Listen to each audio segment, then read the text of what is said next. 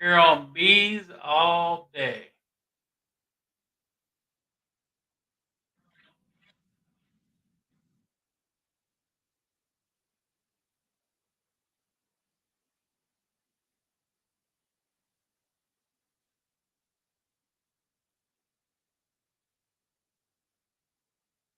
Hey, Tar Heel.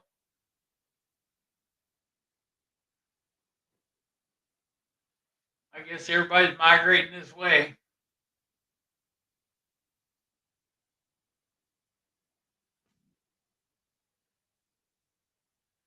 How was your day today?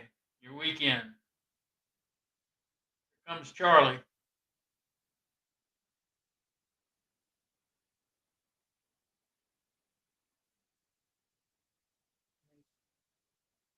Work like clockwork, Charlie. Hey, Ben. I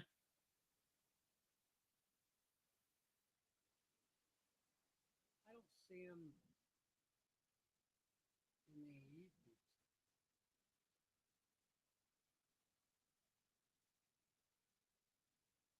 Hey, Ben. Steve. Heath.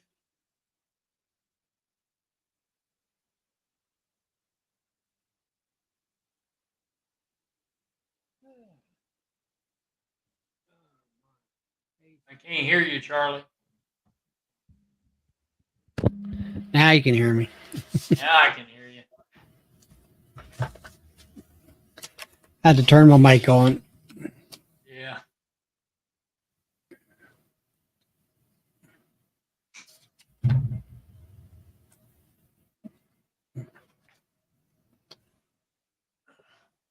Oh my. It's been a long day.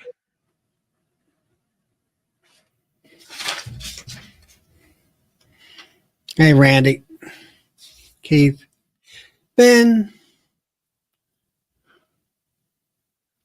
Hey, Hope, how are you?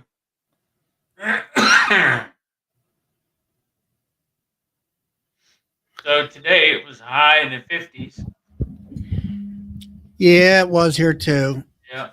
I didn't get to go out to the bee yard or anything. Just too busy.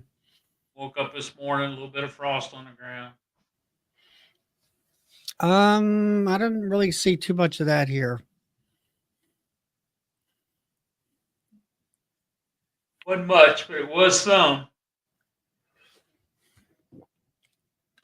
It's supposed to be in the 80s, I think, here about middle of the week. Hey, you came over. Hey, Kimberly. Um,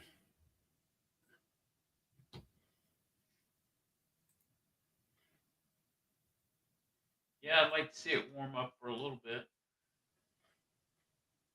yeah, Wednesday is 79 degrees or about 80 degrees. Yeah.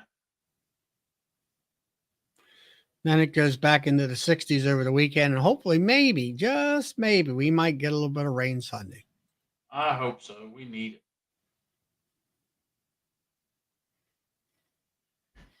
Hmm. Hey, Mike, started moving equipment around today to get some beans off. Yeah, Randy's down there in North Carolina and says it's raining down that way. Hey, Mike. Maybe we'll get some of it. Ben's in central Missouri. Not calling for any rain here until Thursday and Friday. 50% chance of rain. But I'll take it. I don't care if it's just a sprinkle.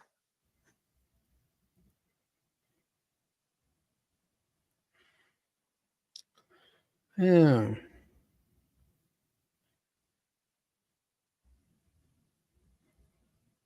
So I had an interesting phone call the other day.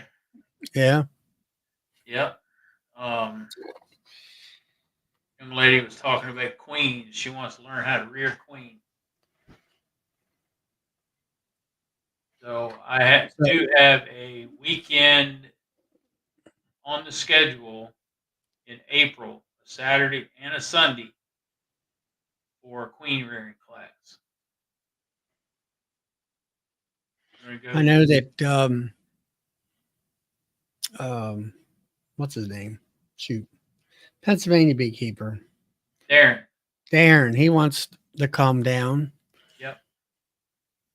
So So we're gonna start on Saturday. We're gonna start with the basics and go through all the tools you need, the equipment you need, and then we're gonna set up a cell builder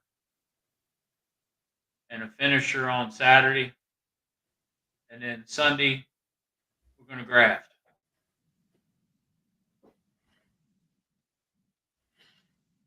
So and you know what date's that going to be, or I do, but I don't have it with me. It's on my calendar hanging on the wall at the store.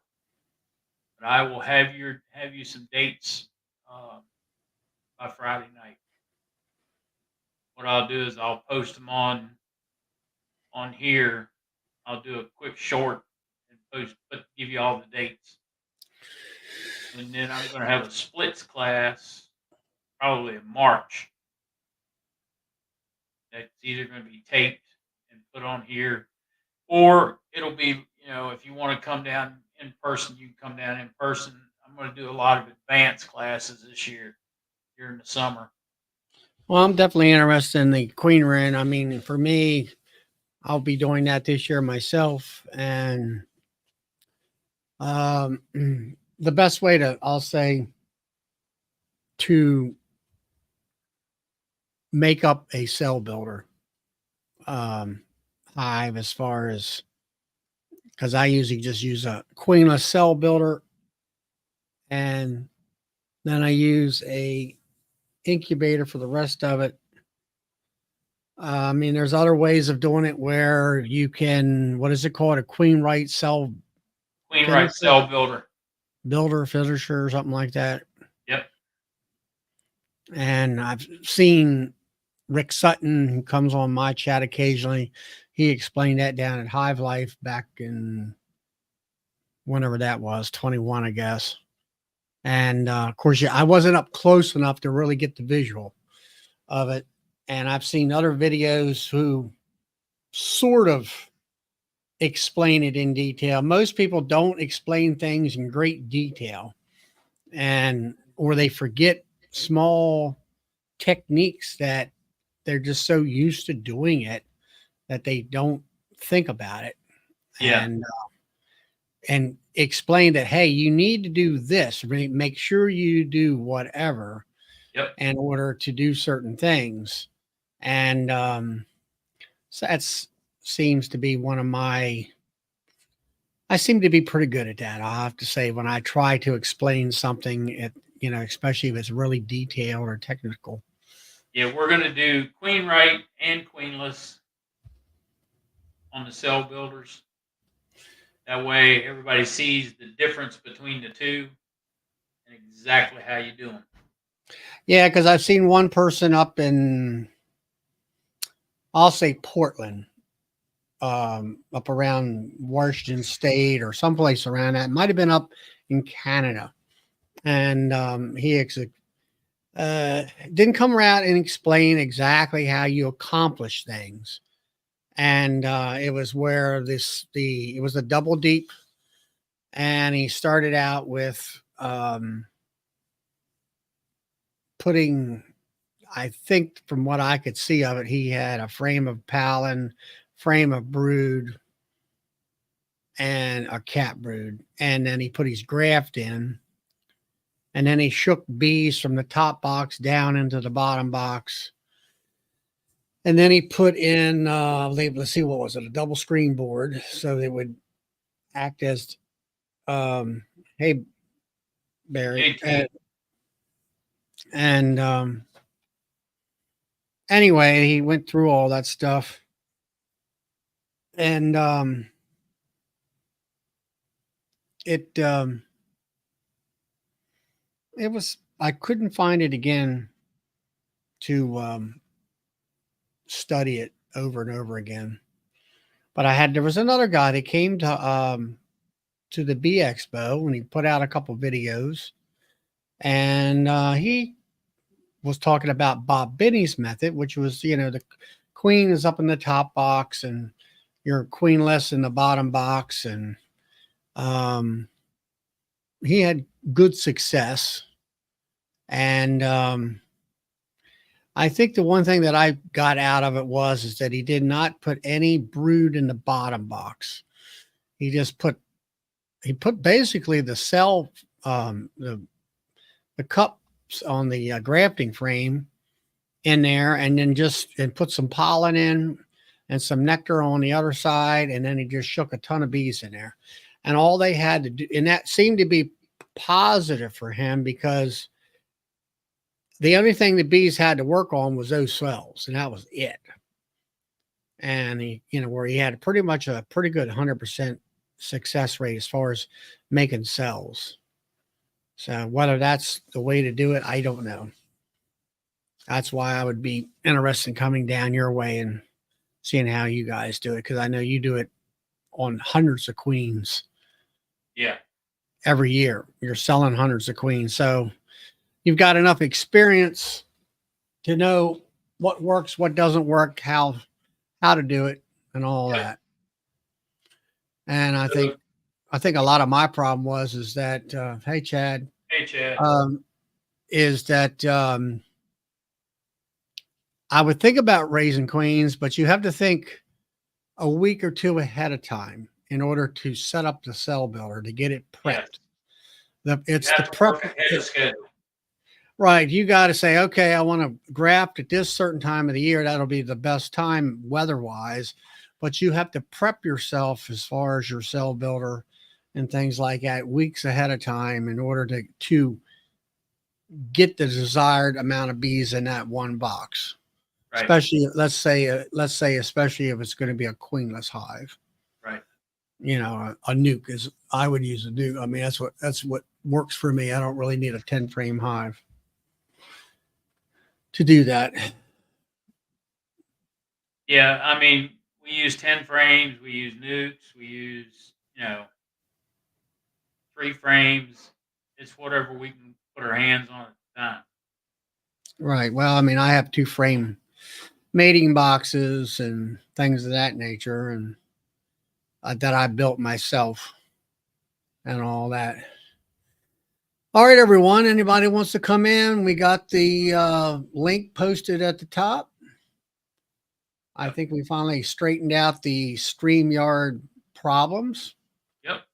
And got that hammered out where it's running much smoother today.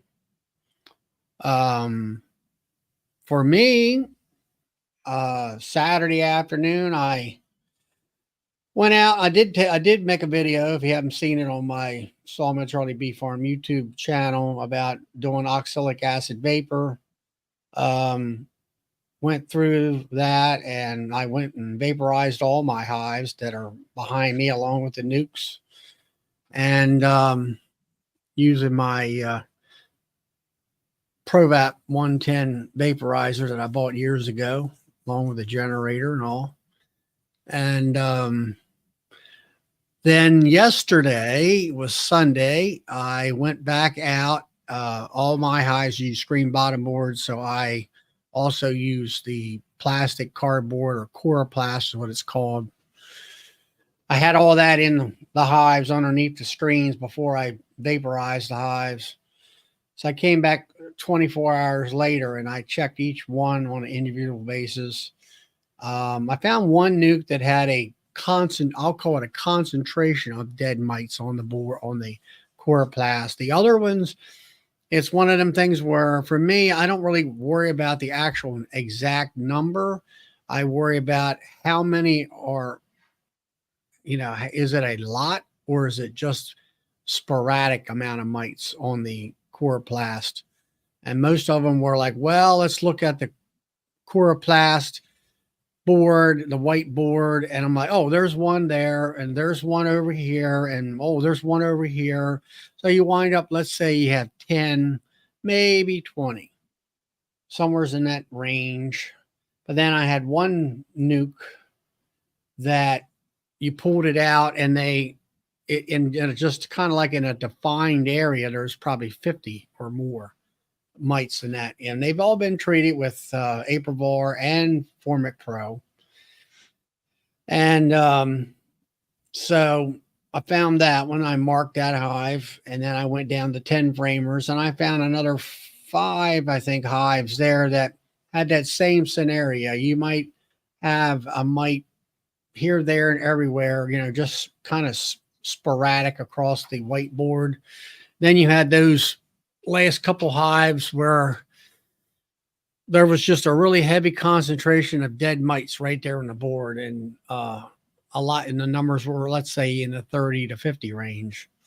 And so I decided yesterday, after seeing that, I marked the hives, went through all the hives, then I went and got my vaporizer out, and I re-vaped those hives 24 hours later. I figured they had a heavy mite load to go ahead and hit it before I would wait another week or so.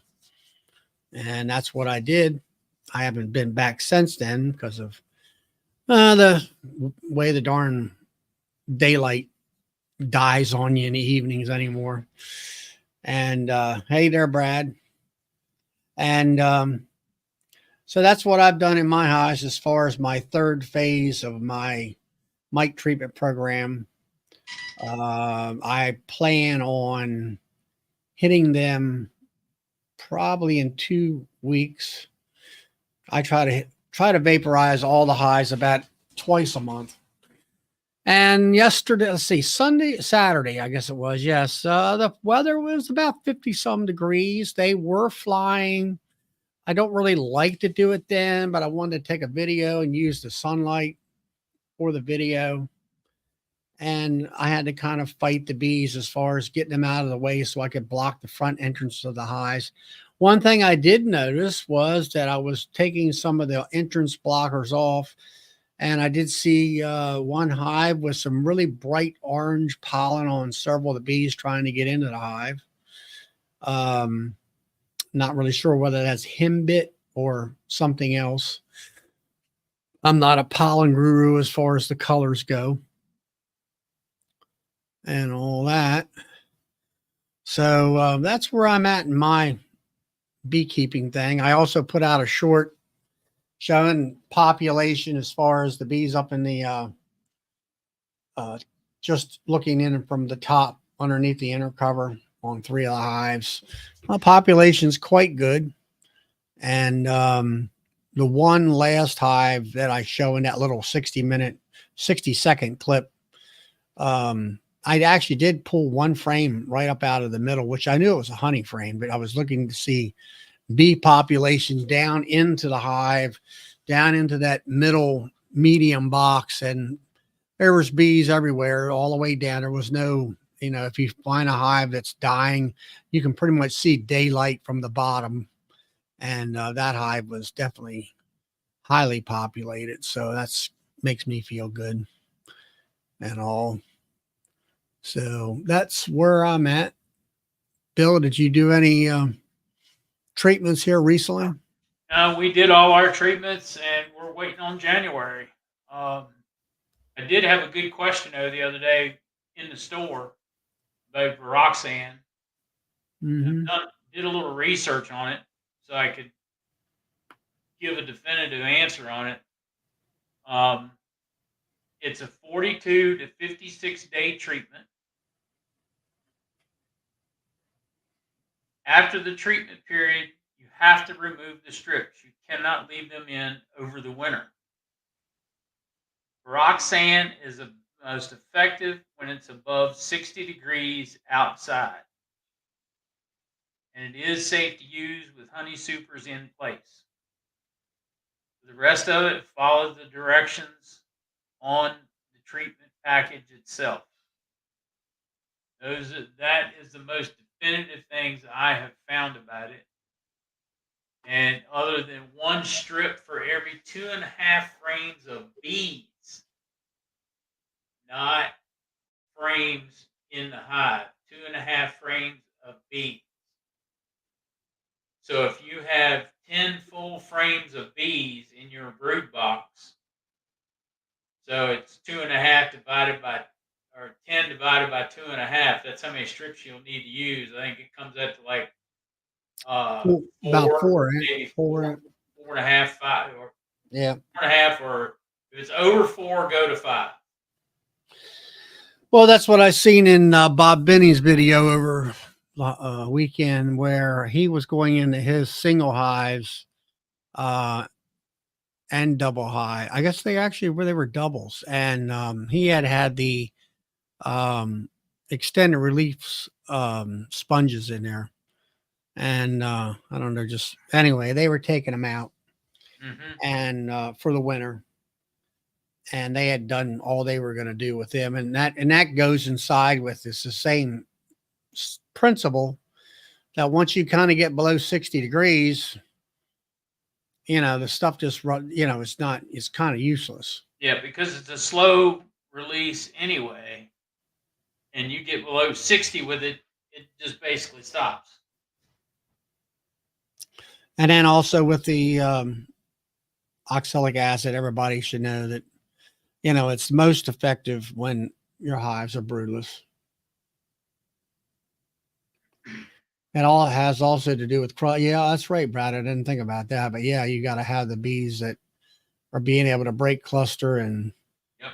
actually they chew up them extended release pads and take them out the front and stuff like that. And if it's really warm or not warm, they're not going to be able to do that because they're just going to be in cluster.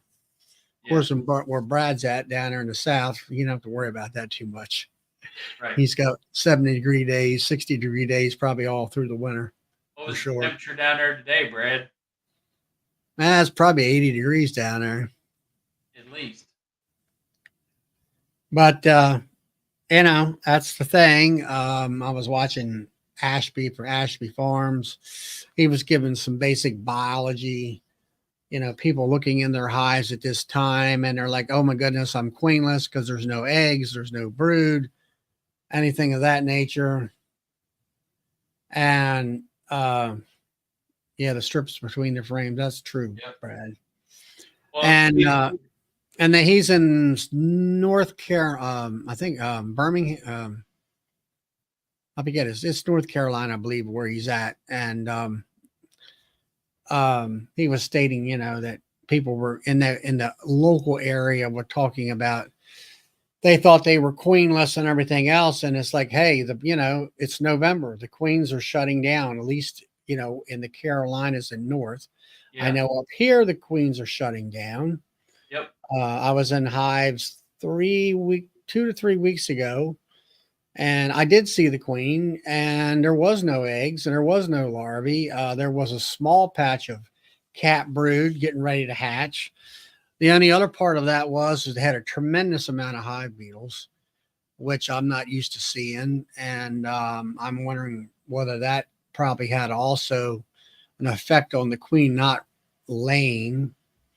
I don't know whether we were talking about it on my chat or what, but is it the beetles actually feed off of the larvae in the hives? I think it is. Yep. So that's another reason why the queen wouldn't lay, and they wouldn't put any rural jelly in to feed them beetles. Right. So, but that's something to always consider. It's another thing is just get it in your head. It's for us in Virginia, Maryland, let's say North Carolina and North, we're done. It's like there's nothing that you can do right now for that hive. If it's mid-Atlantic states, you're done. Yeah, there's just nothing that you can do for that hive as far as, number one, you're not going to be able to find queens right now. Number two,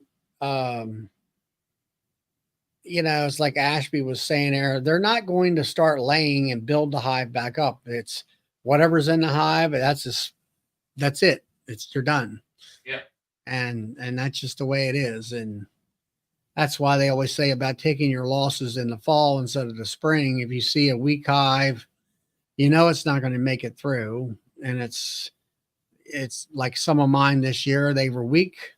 Some of them didn't really have any queens. And it's like, okay, it's time to make a decision to try to take the bees that are in there, let them have a positive effect with another hive that will make it through. Give them those bees can give more bee power to a healthy colony.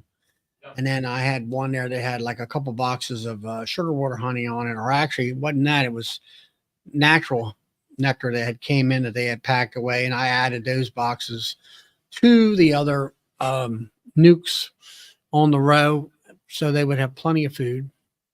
Don't have to really worry about that.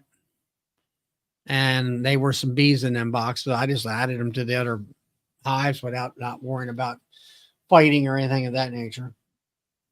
I don't really see them bees fighting as much as everybody said they used to. But that's just, and as far as winter coverings right now, it's still too warm. It hasn't really gotten cold. I'm not sure whether we're going to really have I think we might possibly have a mild winter this year. I'm not really certain about that. I mean, if it don't rain, then we ain't going to have any snow either. Yeah, you're right. Because snow, if it's not rain, it's snow. If it's cold enough, and that's not good for, we still definitely need to get the rain and everything. Yeah, the reason I brought that up is because the other part of the question was that I got asked was, can I leave these strips on all winter? Mm-hmm. And of course not. You can't. It's not good to leave any treatment on all winter. That and the thing of it is, if you have to take those strips off and if you got to break the boxes apart, that's not good either, because the bees have a very hard time propolizing the bees back, or the boxes back together, to keep the winter out, keep the cold out, Haley, and all that. And that's something I did go into that one hive I was telling you about there, and I was going to try to pop off the top box and kind of get down into where the brood might be, just to kind of get a closer examination, even though I figured they had enough time to be able to reseal the boxes because of the warm weather, but they had it glued down so darn tight that I'm like, forget it. It ain't worth. I've seen enough that we have great bee population throughout the hive, that just leave them alone.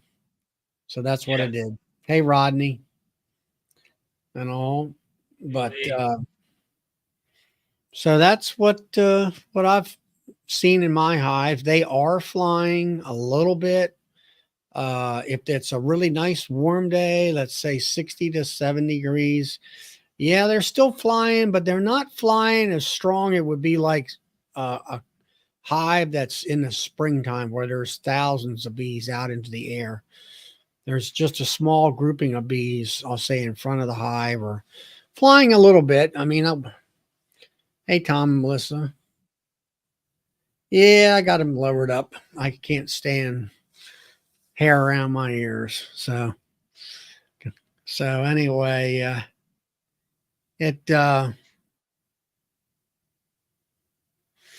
yeah, thermal image I've always been wanting to do that. I could never see or justify $400 for one of them for my, what do you call it? Cell phone and all. You can buy a thermal imaging camera for about $150. Is that right? Yep. Does it give you like a little screen so you can see? Yep, gives you a little everything in there. You can, then after you get the shot of it, you can download it, and the screen gets bigger. Yeah.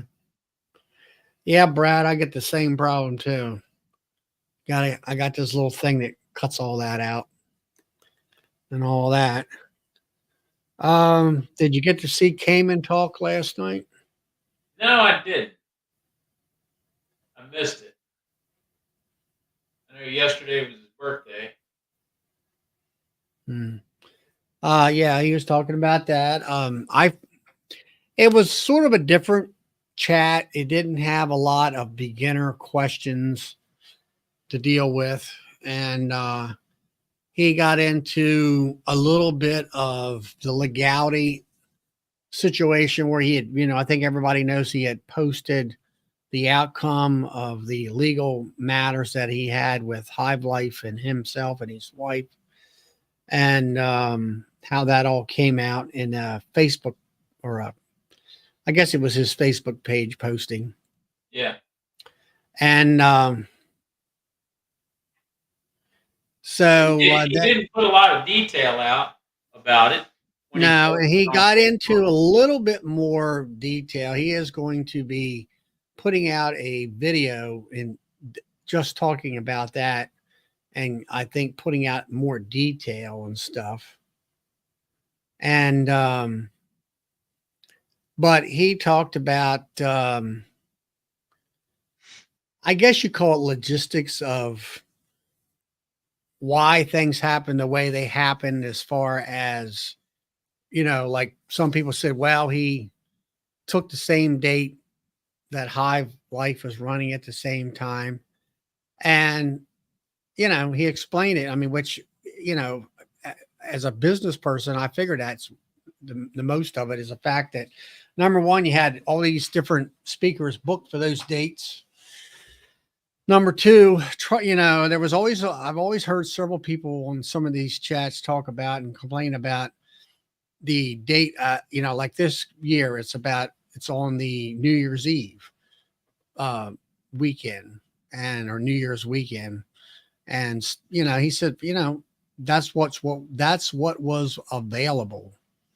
And this year he tried to move it to the following weekend, which when you're dealing with those big conference centers like that, those places are booked not just a year in advance. They are booked 2 to 3 years in advance. Yeah. At least 2 to 3 years on average, if not more. Yeah. And in order to get a particular date, it might take you quite a few years in order to, whether it comes up or not. And it's as far as vacancy. And that was what the problem was this year for 2025. He wanted to move it off of the New Year's Eve weekend, but there wasn't any other available dates. And that kind of thing. And well, we'll see you, Lee. That was a short visit. See you, Lee. And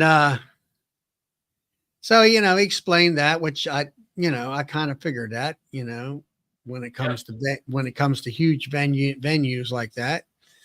And I mean, for folks that, I went to not the first Hive Life, but the second one, held over in Sevierville. The only reason he was able to get that place was that because of COVID, that weekend that he had it over there was the same weekend for the RV show. And the RV show manufacturers didn't have any new products to sell because they had been shut down for over a year. Yep. So that date was open. And that's why he was able to get that one weekend. And then he, of course, kept it for the next year. And of course, he expanded in actually renting the whole complex. And but he went into a little bit of detail of, where the other fellow was what would you call it, a financer type of person that was, putting, money into the pot to be able to, do more things and different things of that nature. And I just think he just kind of, a lot of things I figured why he did all that was, the movie too, during COVID too. Yeah. And, so, it kind of cleared up some of the things, and he's working on it. And like I say, he'll come out on a great detailed video. Is what he stated last night. And he had a lot of support from a lot of the folks in the chat. I know Via Honeybees put out a nice supporting comment. I know I did. And it was for me, it was quite a very enlightening chat, and all that kind of stuff.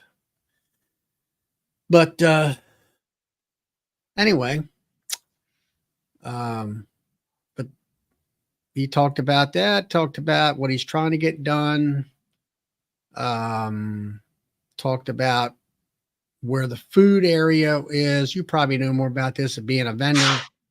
The vendor area is going to kind of take over all that, and the food area is going to be, I think, moved to a different air location Yeah. in the building. Um, they're working And on trying to take, let's say, if you're into the honey competition, that will, instead of it being uh, your products being accepted on just Friday, they're going to start that on Thursdays. yeah.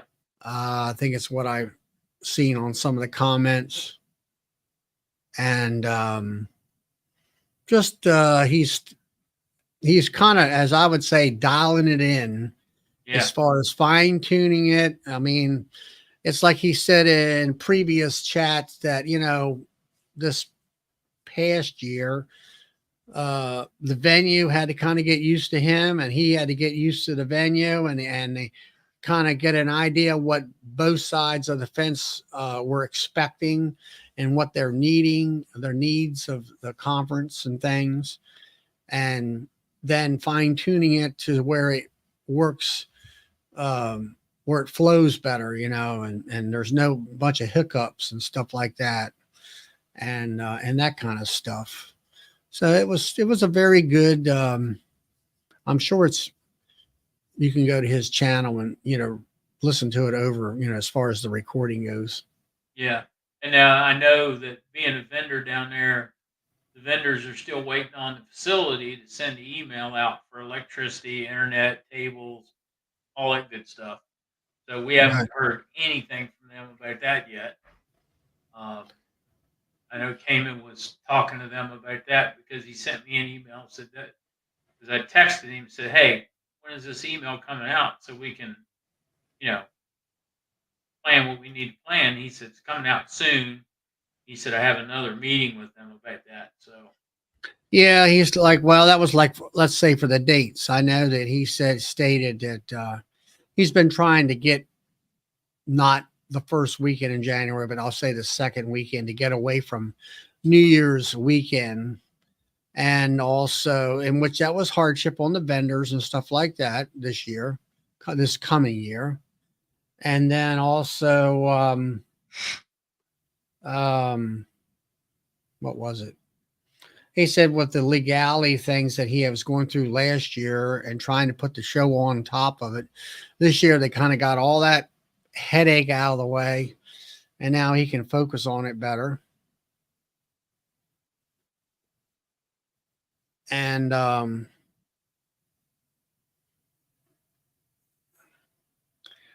that. Yeah, Louisville's, I'm sure, is definitely closer to St. Louis, Missouri.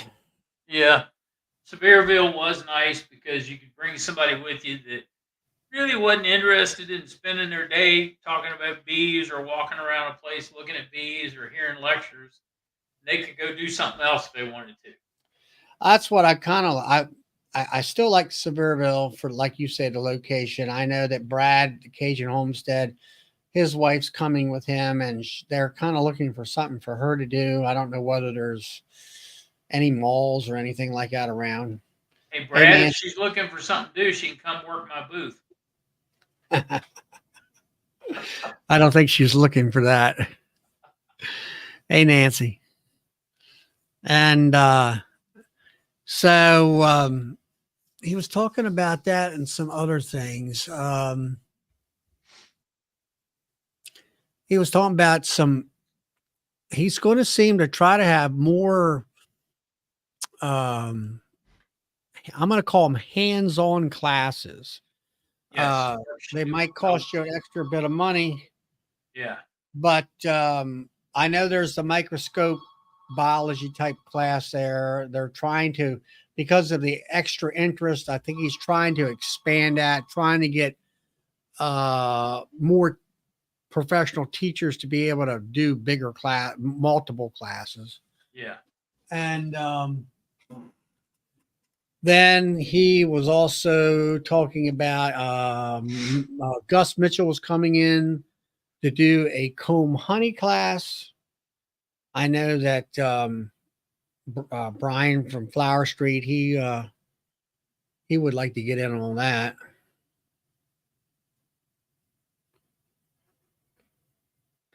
And then Nancy, she's not going to be helping the Dirt Rooster out like she has been for the last couple of years.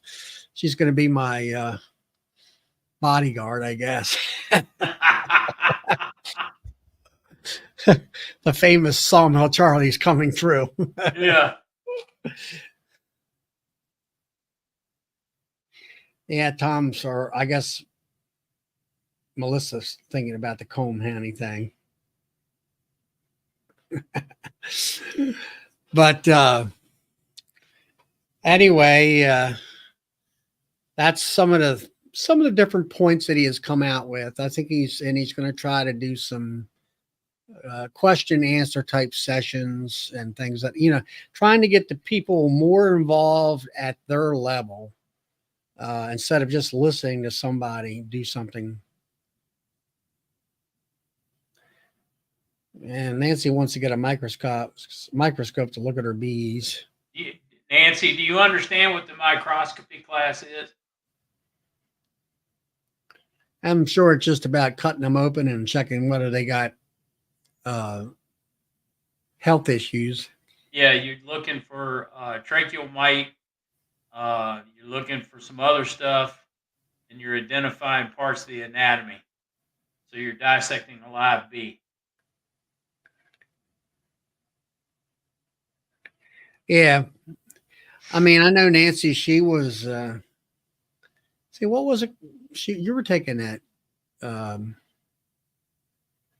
guess she was in the class up in Penn State online to take, what do you call it? Artificial insemination. Yeah, the microscope part is called microscopy.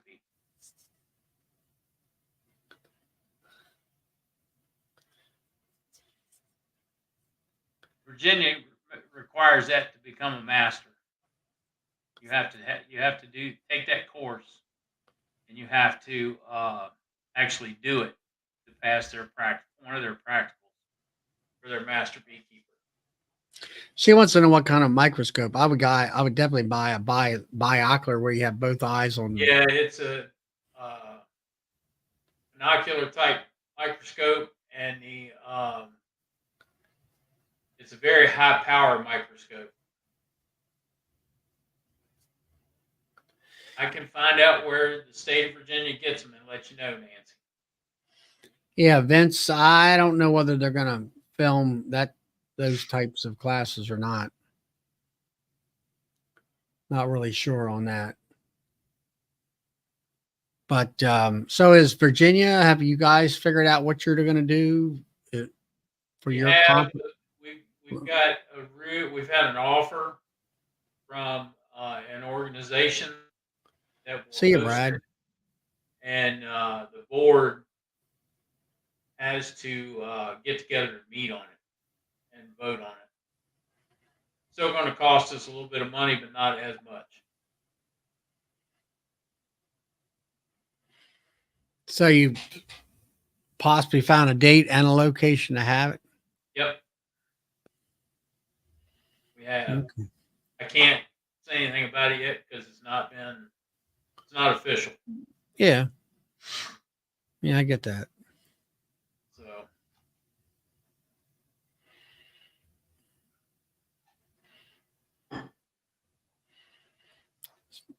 I know that. Out real quick tonight. Huh?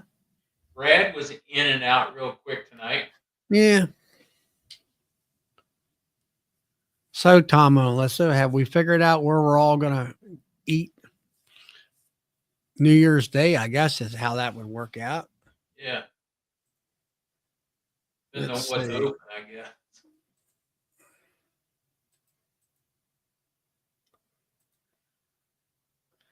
Let's see. Yes, yeah, it would be New Year's Day, the evening before. I don't want, whether or not you're going to find anybody.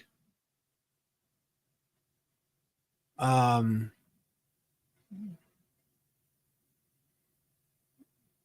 Whether or not you'll find any place open at that time.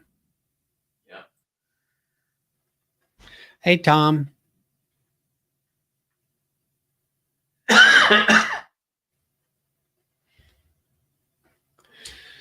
But yeah, the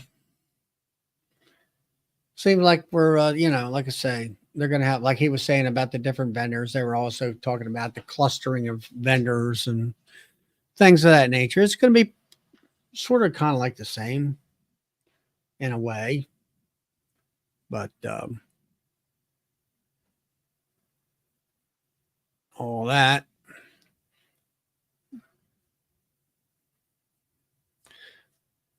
you know.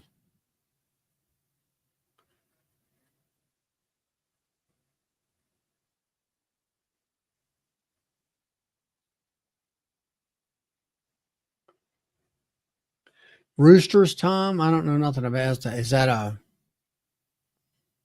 chicken place or just what is it?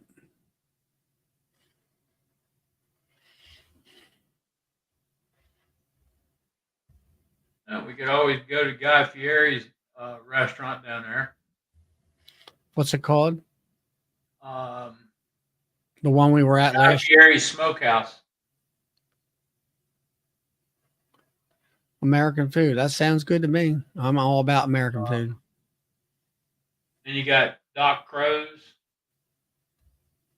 And you got Porch Kitchen and Bar.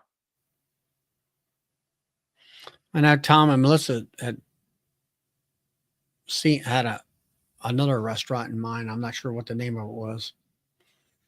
And let's see, you got Bluegrass Brewing Company, you got Wild Swan, Brendan's Catch, Jeff Ruby's Steakhouse, the Troll Pub Under the Bridge, um, Rosario's in Louisville, which is the Brazilian steakhouse. They're usually pretty good.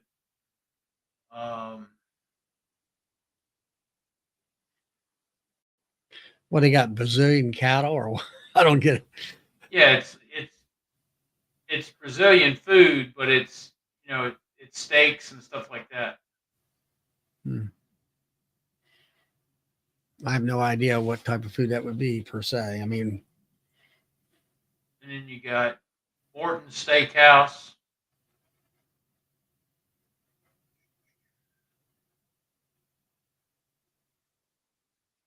so There's a Tom, is there's a that bunch of them. past where we were at last year, where Ricky ate?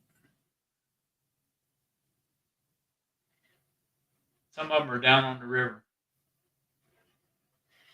Yeah, I know where the river's at. Yeah, That's some down. of them are right down on the river. Hey, Tom.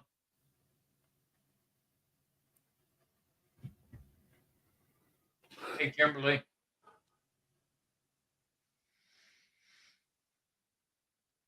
Damn, everybody's being bashful tonight.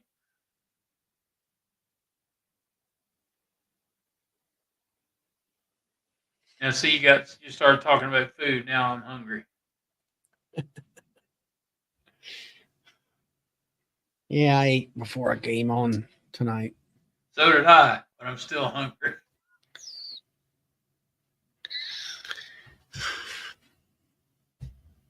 It's almost snack time.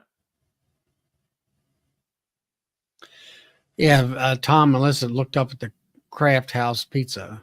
Yeah, that's a good place too.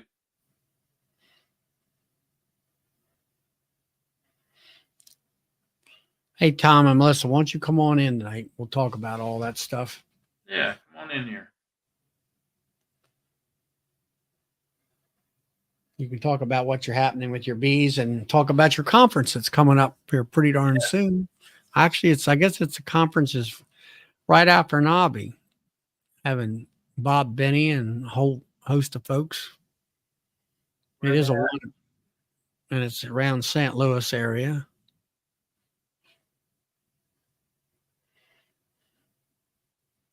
All that.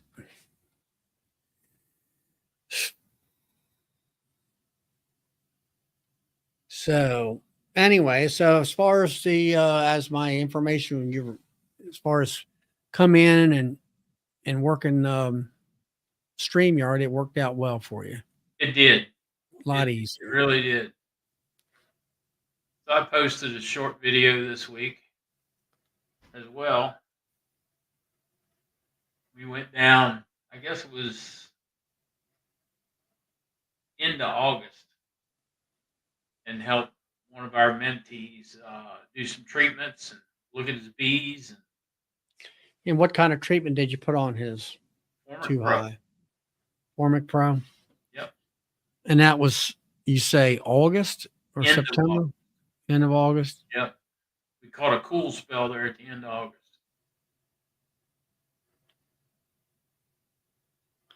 All right, that's cool.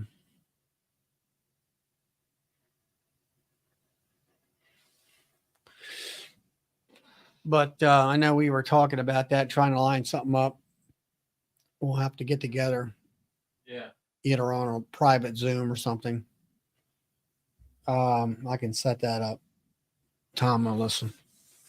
Kind of get an idea how many people would want to come and how big of a place we can pack out. Yep. Well, I'm sure every place down there is going to be packed. Well, it was nice. I think last year you had Ricky and we got to finally meet a lot of us in a setting where we had 30 to 40 of us. All right, that's fine.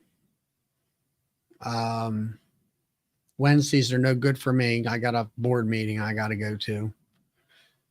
So, but possibly Thursdays is Ricky's thing. So we'll see what we can get done.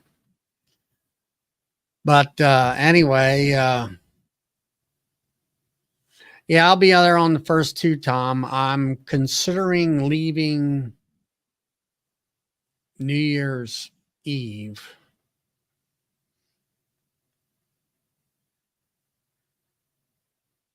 Okay. Well, possibly we're going to have to post. Seems like we are all busy this week about checking in on that. We can maybe get together next week. Seems like Yeah, we all got things. I'll probably be getting there.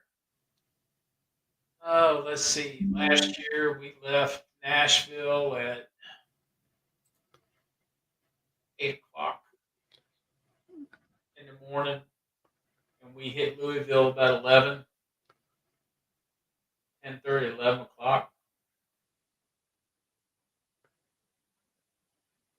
So Yeah, like I say, Tom, I think this week is pretty much taken up by all of our meetings and stuff together. So you went from where you live down to Nashville, stayed overnight, and went north the next day. yeah, we lived here. Uh, we were You're late what? getting out of here. So late getting out of here was like 8:30, and we got to Nashville. Just north of Nashville is where we stayed, still in the city limits, but just north of Nashville, just north of Grand Ole Opry, I think by 3 exits. And we got down there at like 4:30 in the afternoon. And then we got up and we were gone from Nashville, I want to say it's about 7.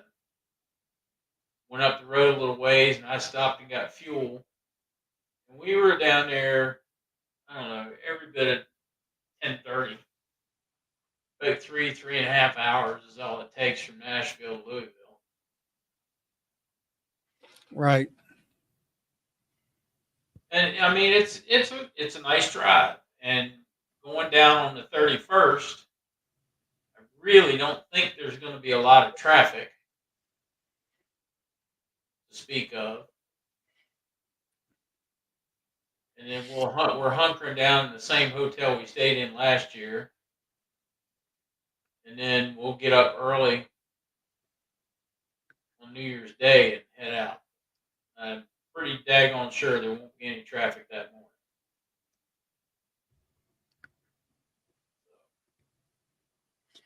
Yeah. There's a couple different ways we can go. We can either go up, visit with some folks in Dayton, Ohio, like we did last time, spend the night there, or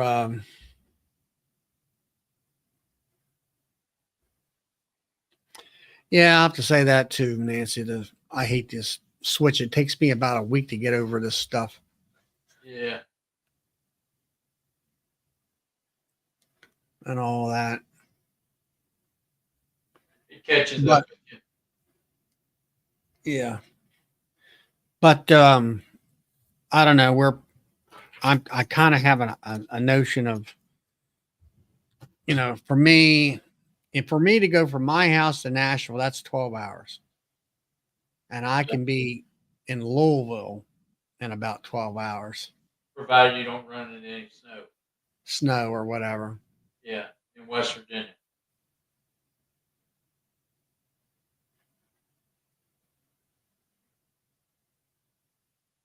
You could actually go, like Tom's saying, go out in Ohio and go down. Well, see, that's what we did last time.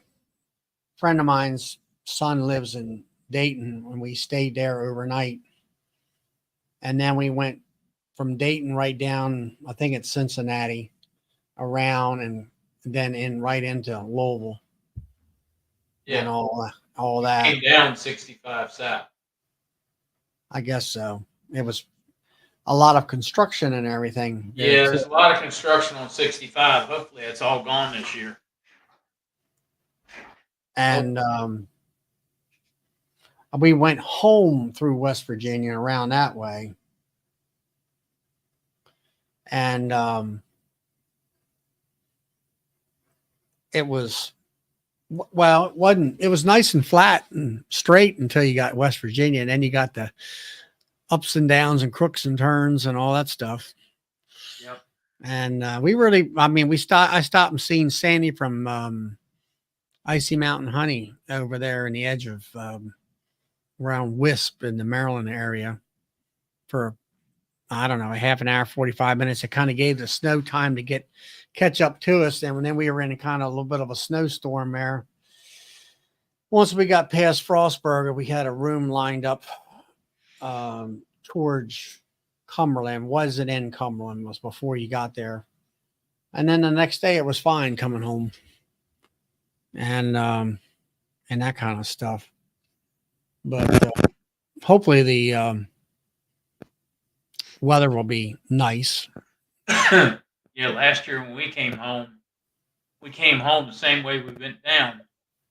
And because watching the weather and everything, I knew it was going to snow in West Virginia. And we little bit of rain right around Nashville, but other than that, we stayed ahead of it. So when you come home, depending on what time you leave, do you kind of get up towards Knoxville and then? No, we'll stay in Louisville an extra night and leave the next morning, and then we'll drive it through coming back. What, straight through? Yep, we drive it straight through. That's about what, 15 hours? We did it right about 12 and a half last year. Well, yeah, it would be 12 and a half for you, yeah. Yep. Because you're not coming the other 3 hours past to my house. And that was 2 stops coming back to take a nap. Right. Hey, Roy.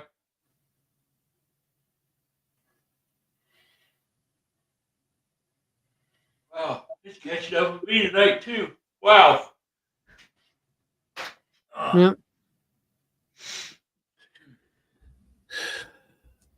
Yeah, it's like folks are time changes kind of hitting everybody here. Yeah, it is.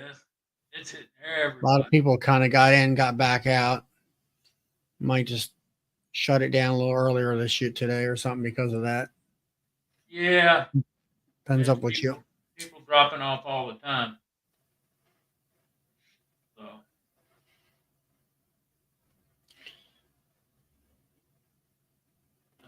So anybody have anything else you want to talk about? I don't really have a whole lot to talk about. There ain't really much to talk about as far as the what's happening in the apiary because it's not really Not a lot going on right not a lot going on. It's like I say, I did my vaporization. I did 2 rounds on certain hives and just single round on the rest of them. Mite drops, as far as the ones where I just did one within 24 hours, was he votes, why don't you just come on the live stream, Tom? You like to do that. now. Yeah. And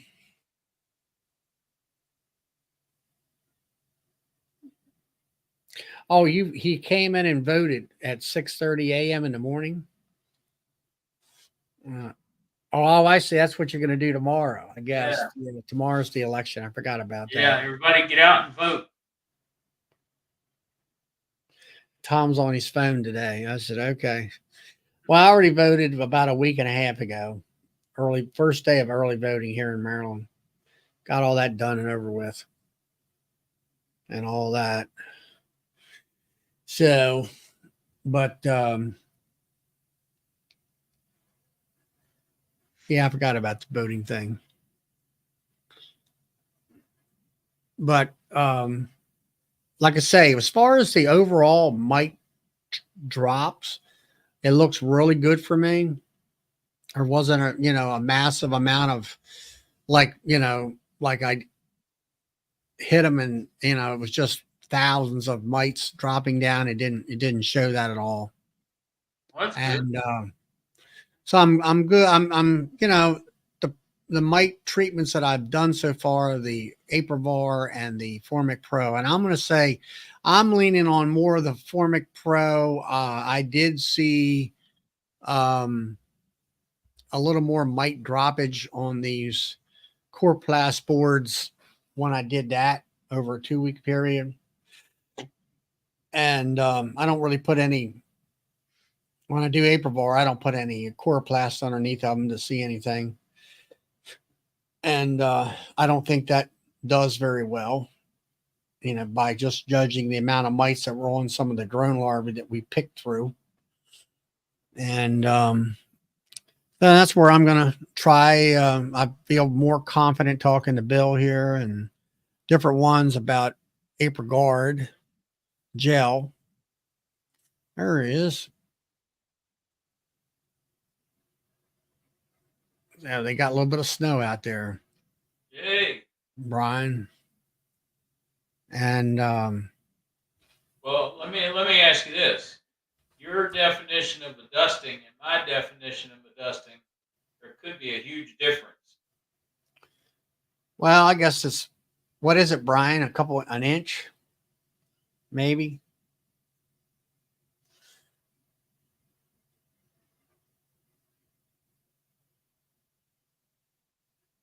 I don't know. My definition of a dusting is just covers the grass or the windshields on a car. That's true.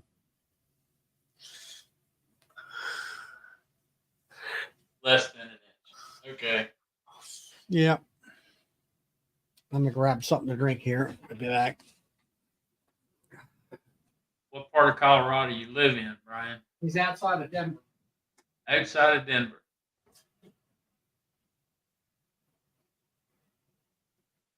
Got over a foot in the mountains. Oh, that's some snow.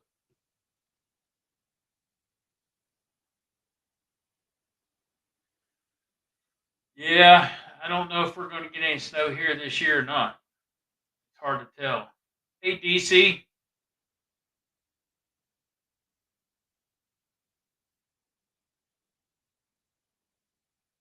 Yeah, there's bee chats everywhere.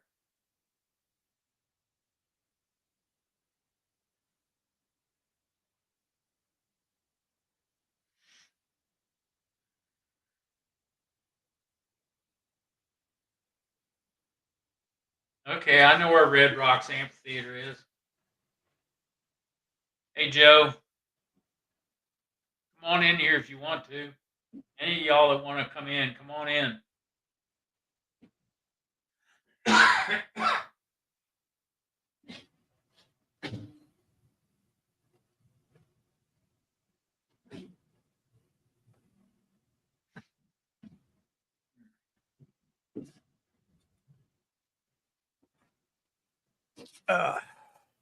ADC.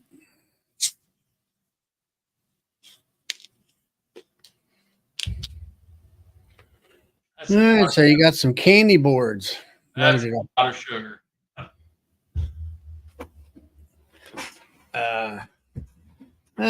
What, Joey's in here? Yeah, he's in here. Here comes Roy. Yeah. Somebody's coming in. Roy from Northern Michigan. Hear Hey, me? Roy.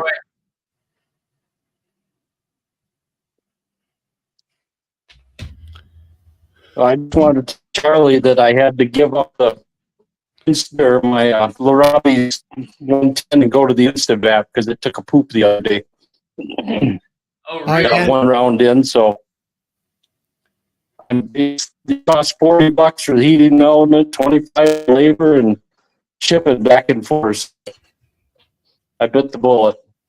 So sorry, Charlie. I'm behind. You're breaking up there, Roy, a little bit. So you got did you get the mini vat? I think it's not the middle one. I got the compact. Yeah, compact. That's it. Yeah. I got the compact one. So Is that the one?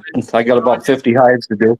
Is that the one that bit the bullet on you? What's that? The compact. Is that the one? Yeah. Oh, no, my old Larabi is the 110 I hook up to my generator. Oh, okay. Yeah.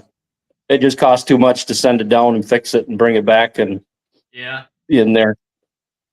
Yep. I've only had it for about 3 years, so that kind of was a little depressing on that one. Oh, yeah, I bet. Especially So if you pay that much for it. yeah, in there. Well, I just wanted to stop on and show my face, and I look forward to seeing you guys down at Nobby. Well, Oh, don't we rush off appreciate it, now. Roy. You guys are all yawning on me. I got a good sleep this morning, so I feel pretty good. Time change is killing us. So this is easy one. Make sure you bring a big truck with you. Yeah, I've got my 10-foot enclosed trailer plus my pickup. Okay. I should be able to get all the frames and everything in the trailer. Yeah.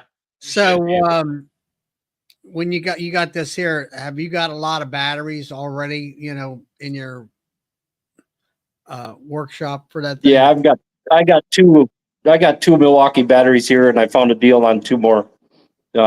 Picked them up, so I got those coming. I needed a couple backup anyhow for the shop in there. Are they Always something. are they 5 watt hours or 8? Yeah, I found some 5 waters. Home Depot had them on deal for the tool special. Then Microsoft kicked another place that was selling them for about $35 cheaper, the same set. So they're arriving tomorrow. You say who? Home Depot did or somebody else? Yeah, Home Depot, but I've got a part with the Microsoft coupon thing. It pops up on me, and it showed me a cheaper place to buy them. So I saved myself that extra money on that. So with the fast charger and all that. That's good. So just trying to get some weight on the bees. This warm weather is just killing me up here. I think it's killing everybody everywhere. Yeah, it was high 60s and muggy here about 3 hours ago. And you're at North Michigan, right? Yep, I'm in the northern part of Michigan. I'm just east of Traverse City, Michigan. Is that what is it called? The UP? What's that? I'm thinking about they talk about the UP up there, the upper peninsula. Oh, that's over the bridge. That's a UP. I'm a troll, so I'm under in there. or they call me a sugar beater or whatever else they can come up with on it. So I cut meat up in the Sioux for a lot of years. So I've heard it all So why is that? in there. Because was that sugar beets in your area or something they grow? Oh yeah, mostly to the east over by Saginaw, Midland, in that area. The big sugar beet farmers, Alpinas, over there. So just on the Lake Huron side. So anyway, you're going to get that new vaporizer, or you got it coming. I mean, Yeah, well, I got. did he give you a knobby Yeah, I've discount? got it. No, I didn't. I needed it, so you got to get it here. But if I like it, maybe I'll pick up one more in there. I was hoping I'd get the extra $40 off, but Talk to me before you do. what's that? Talk to me before you do. I run. I sell.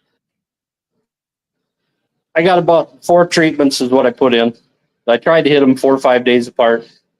If I can get, I work 2 during the days, so trying to get stuff done at night and weekends. There you go. Keeps me busy. Keeps me out of trouble. Well, that's an important part. Yeah. Staying out of trouble. It's a little hard for me every once in a while. Being there, but kind of enjoy it. In your workshop there? Yeah, I'm in my dirty workshop. Trying to get everything cleaned up. Daughter-in-law's dropping off stuff I got to re-glue, and she finds stuff on everywhere and says, well, my father-in-law can get this looking better. And so I'm no carpenter by any means, but I could put a little glue and a little clamp here and there and make it happen. There you go. Yeah. You got voluntold. Yeah, I just, like I said, I just working on my phone here, so the reception's pretty bad out in the metal pole barn here, but it's my home away from home during the winter, but I'm just waiting for winter. Yeah. You know, I was listening to Brad talk the other day about those 2-way pallets and putting them out, you know, not wanting to put them outside and everything else. It's kind of got my brain going. I might make some up here because those Michael Palmer nukes that I run, I've got 10 of them out back I use for brood. If they cluster in the middle, why wouldn't they do it on that 2-way pallet in there? Kind of make one ball using the center of it as a divider board. So I'm going to play around with that next year. Yeah, that's true. I mean, you what do they call that? Where they both hives kind of cluster right to the center of the two boards. And I think, does it, Michael Palmer? You got double thickness there, do the same thing. Yeah, same thing. You know, running the 4 frame boxes up there, and up here, all I did was throw a piece of 2-inch foam on top of them, and I had 8 frames that made it through winter last year, no problem. Granted, it was a little nicer last year than they have been in the past, but we'll see how they work this year. Well, now when you I looked at them highs or those setups when because I started watching him. That's why I kind of got in the nuke business back in the day. Michael was sounding an alarm. Everybody needs to get nukes, and kind of an old thing new again. And but my concern over those double, hives is that if you got a dead out on the one side, you can't take and pull the box up and dump it out of dead bees. Don't you have to scoop it out, and clean it out? Yeah, I could just, if I got a dead out on the one side for a little bit, I'll just clean out the one side. It's sealed. You're just pulling 3 boxes off the bottom brood. But I can equalize the other side down and put a queen cell in it and balance them out if I need to. So it's just trying to figure out how to get the brood out of them fast enough before they start swarming on me, so I can make up nukes. And I'm going to get a little more serious about my queen production this year. Done it for the last 2 years, but not real good at it. Shaky hands and bad eyes, so doesn't help. No, it doesn't. Yeah, I'm gonna get back into doing the queens this year. I hadn't done it for about 3 years. I just didn't have time. But I got the nukes that I have now are going to be for insurance highs. I know one of them, I got to replace one of my production highs with it already. And then as soon as it gets cold and I can move them around. And then the rest of them will be for, like you say, resources and hopefully, starting my cell builder up and then pulling more brood out and putting them in 2-frame mating boxes and populating them and that kind of thing. And that's what my plans are. As far as, do you have hard time seeing with grafting and everything, or you got magnification unit? My new glasses aren't too bad in there. You can see, you got a magnifying glass, just the one to store my glass, but my bifocals do pretty good in there. I just got to get a flashlight out there, would be a little bit better.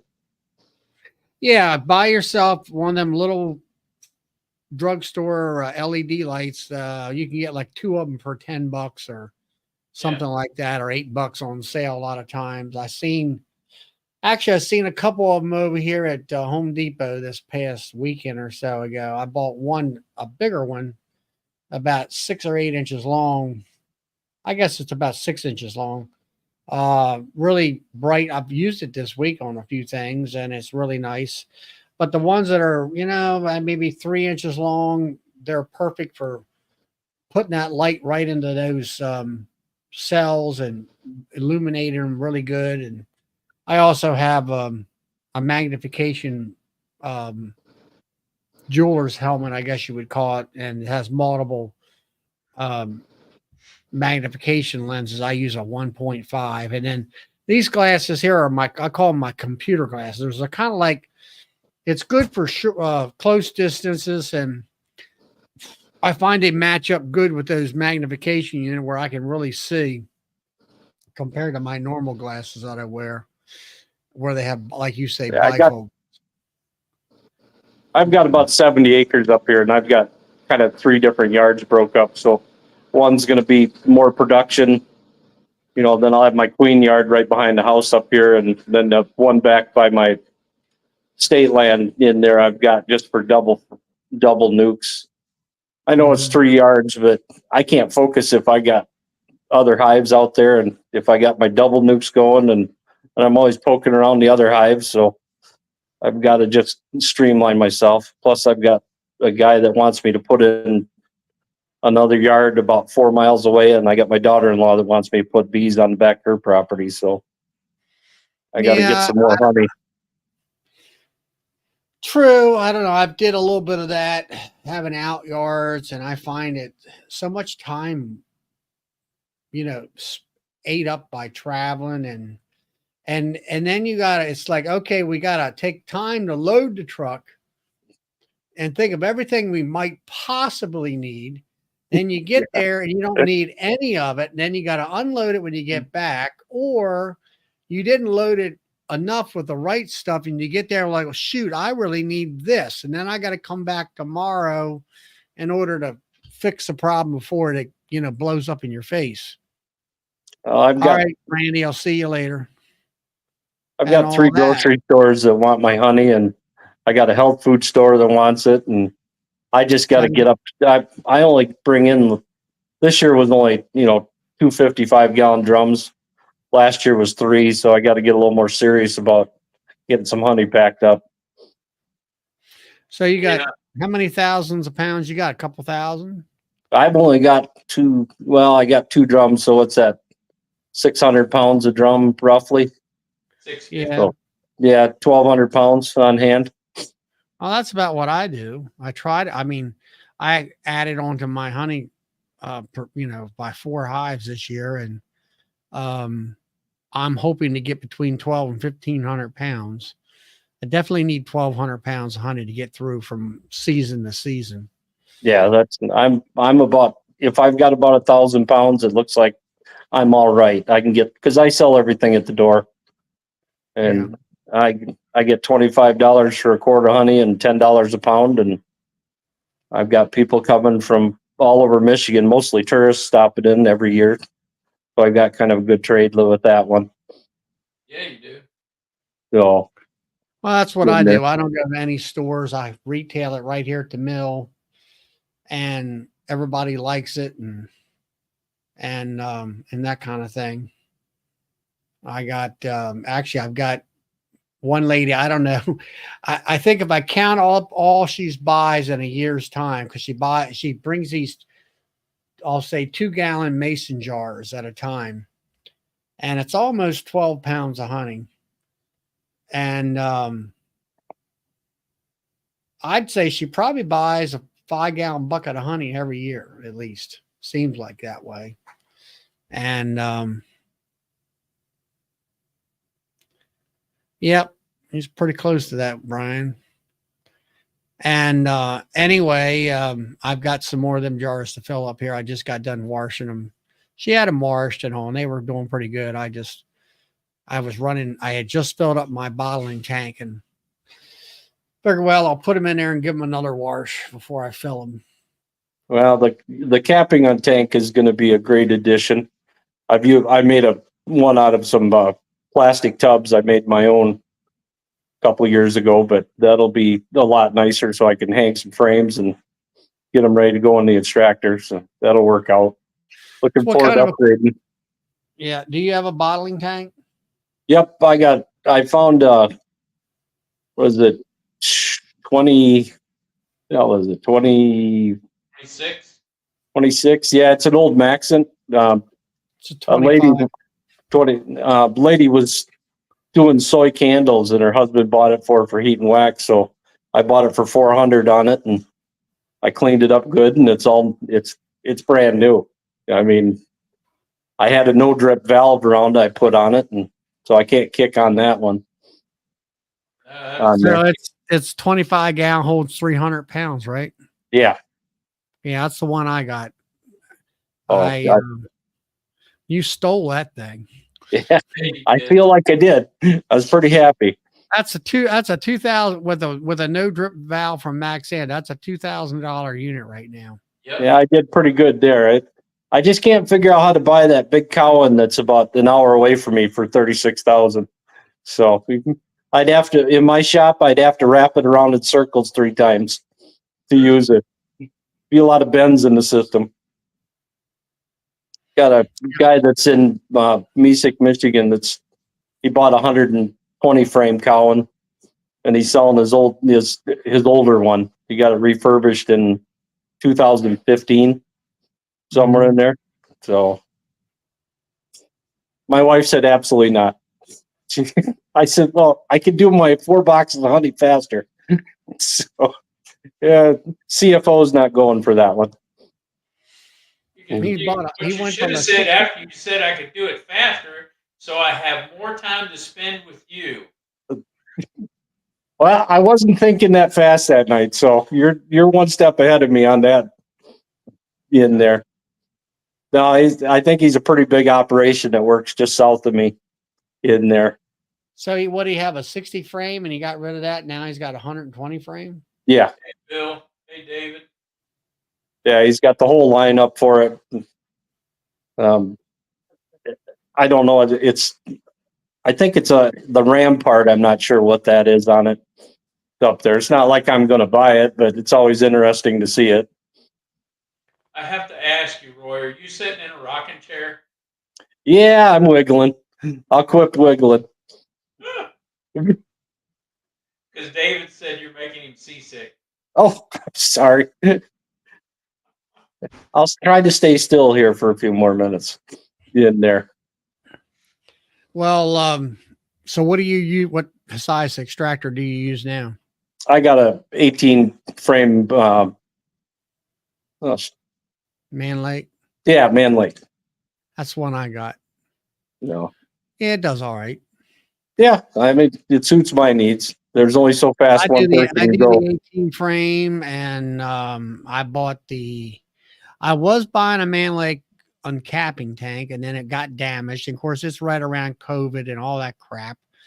And so I went ahead and got a Hive Butler uncapping tank, which I don't have. I don't have a honey house, and I gotta things have to be portable for me. And it for the the Hive Butler is suits my needs per se.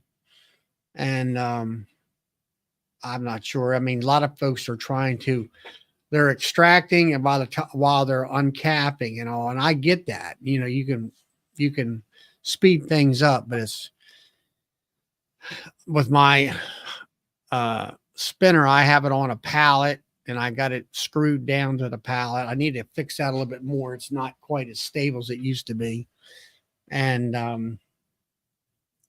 I don't know. For me, I'm only doing a run a night or maybe 2 runs in the far as the spinner goes. And I don't need and when with the uncapping tank, I just it's big enough for what I can get done. I bought the clarifier last year for this year and from Hillco, and I bought that honey pump too with that one. I didn't wait for Nobby. I needed the stuff, and shipping was free on it. It wasn't. It's horrible, but you need it. You need it because I just need to make things a little easier. But that screen for the top of the 55-gallon drum, I want one of those, the stainless steel ones, or something like that. Yeah, well, that was on Cayman's last night. Yeah, I looked them up online, but I know, Tom wants one too. I just don't know which. Bracken, come on in. So, Roy, do you have a bottler? No, I don't have bottler. Just the drip, just the valve off the honey tank. I sit in my chair and have a couple drinks and just keep bottling. There you go. Well, I'll tell you. I mean, this is my opinion. If you're doing cases of honey and a lot of cases at one time, I think a bottling measuring machine works fine. For me, what little bit I do maybe 20 pounds twice a week. And I can just use that Maxant one. I call it the one drip valve. And it works just fine. I get enough done in the free amount of time and all that. And now, like you're talking about that clarifier, if you're doing a lot of honey at one time where you're really extracting and putting a lot of honey coming out of that machine, you got to have, 20 gallons of honey in that clarifier to make it work. Something I would think that with the heated bottom, it worked pretty good for me. I mean, it was pretty clear before it went in, and I just pumped it straight into the drum. Right. With that one, you do lose some in the hoses. I got to shorten up some hoses and in there, get a better Tom way to and drain. they had that same setup. They showed that on one of their videos, and it's a very nice system. But they had a lot of help, and they were really, productionizing the amount of frames going through the extractors and all that, that's exactly what that's made for. But for me, I don't have the volume. I can't do the volume like that. Well, Bracken, how's everything out in Utah? They're just as dry as a bone as it is here. Yeah, we actually got some snow yesterday morning.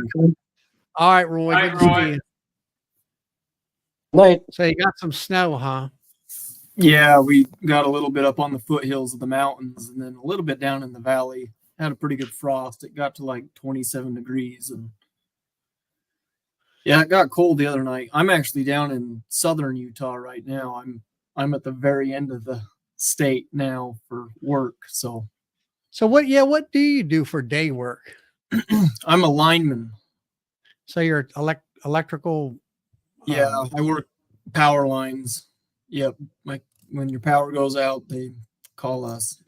Call you. Yeah, climb power poles. So you farm during the day a little bit, beekeep a little bit, and then you're electrician for the 40-hour week or whatever they call you on that. Jack of all trades and master of none. So and all Yeah. that. Well, that's like us. I mean, I'm here. My son, I help him. Well, he's taken over the farm from me the last 5 years, and I help him bale hay and stuff like that, and Yeah. bale cut whatever needs to be done if he's not able to get here because he's got a day job on another farm. And then Bill here, he farms about 300 acres, I think, something like that. And then he's got the bee store, and then he keeps bees on top of that. So he's doing multitasking, farming type. I have to. I got to say this: the wife keeps the bees. I'm there in name only and spirit only for some time, but I do go in them. Well, you do keep. Well, you do run the what is it? The store too, I think. Yep. So I was watching your video there, and I think you told me back on one of my chats or whatever, where you got your hay fields, as I call them, and they got water ditches there to feed, to put irrigation on because you don't have a center pivot. And then you were up there where your bees are, up on the side. I guess it's up on the side of the mountain there in the fields, sort of looked like to me. And the grass is just as brown as could be. I think that thing would be like a tinderbox if it ever catched on fire. Oh yeah. And that's Philip. So you say there's plants that grow in all that where they don't get the water for your bees to get nectar out of, stuff like that. Where do your bees get the most nectar out of? Do you let your alfalfa crop bloom 80%, or you like most folks 20% so you keep the nutrients in the plant? Yeah, both. I mean, there's always a farmer here and there that is a little late to the cutting, and his alfalfa will bloom a little bit more. And I know it doesn't probably help much, but I usually leave what I call pollinator strips. I'll miss a whole swath at the end of a field just to leave it so it'll bloom out, and then cut it on the next time. And then, so you're leaving food for them to be able to go to. Yeah, I try to leave at least a swath or width, and I know it helps because I go out there and on those widths after you cut a field, they're packed. I wish I could leave more, but unfortunately Now with your water ditches or canals or whatever you call them, is there enough like natural weeds, I guess you would call it, that maybe they have food? Yeah, there's a lot of like milkweed. The biggest flow comes from the plants around the Bear River. We got a river that runs right through our farm, and it's not anything big. I can throw a rock across it, so it's not like rivers in some places, but there's a lot of like wild cherry trees and bushes. There's a lot of Russian olive trees. I actually have a whole list of plants. I found it the other day when I can't remember if it was you or if it was somebody else that was asking me what blooms. And at one time I had a list. And then you were talking about rabbit weed or something like that. Rabbit brush. Yeah. Yeah. So my spring plants in Utah, from what I've seen, there's a 9-bark bush. That's got like a little red flower on it. Dyer's woad. That's like a weed that's on the side of the mountain that's invasive. In fact, you used to be able to go out, I think you still can, and pick bags of Dyer woad. And if you took it to the county, they'd pay you like $5 a bag because it's such an invasive weed. Let's see, Russian olive trees, wild choke cherries, woodland sage, alfalfa, speedwell, sweet clover, small flower, Persian catmint, scarlet glob mallow, I know these all probably sound made up, but these are the No, plants that I've. yeah, it just, I find it, it was like Todd out there in Fresno. He had that dry spell, and his grass was like yours up on the side of the mountain there, or torn towards the mountain, where it's just absolutely dead. And then when they got a lot of rain, of course, it was green as all night. It looked like normal to me, being green. AJW. And anyway, are you close to Vernal? Vernal. Yeah. Vernal's on the east side of Utah. I'm up on the north side. I'm probably, I don't know how far a drive it is to Vernal, 4 or 5 hours. So, it's, and what do you get? How many pounds of honey you possibly get a year? Per 500,000 pounds? Per colony? Well, no, for the year, for the season. This year I got 800 pounds. Last year I got 1,300 pounds. 1,300 pounds. A little more water. Yeah, it was a lot wetter spring, and we had a lot more bloom in the spring. And this year was dry as a bone. I mean, we still haven't got near the moisture that we usually get. I know some of you guys get a lot more moisture. Brian says you live in Skinwalker County. Skinwalker County. Skinwalker Country. Oh, country. Yeah. I guess. I don't know. Skinwalker is. I thought it was 6-gun territory there for a while. Yeah. Yeah, so it just depends on the season, We get our average rainfall in my area is like 9 inches a year. How much? 9 inches a year. How many did you get, Bill? What do you figure? 20 some? Yeah, 20 some, maybe 30. Yeah, so we had a storm let me think for a second. It wasn't this August, it was last August, but we had a rainstorm, and I ought to post some videos of that, but it rained 10 inches of rain in that storm, and it flooded. I mean, my parents' house had 4 or 5 feet of water in the basement, and we're not built for that much rain. If we get 2 inches, things start flooding. Really? Yeah. 2 inches, like, yay, that's just right. Yeah, we can take 2 inches we can take 2 inches of rain, but it's got to be like through a 3 or 4 days storm. Wow. You give us 2 inches all at once and it floods. We're gonna get some comments. I guess the ground's so hard it doesn't absorb it very well. That's the problem.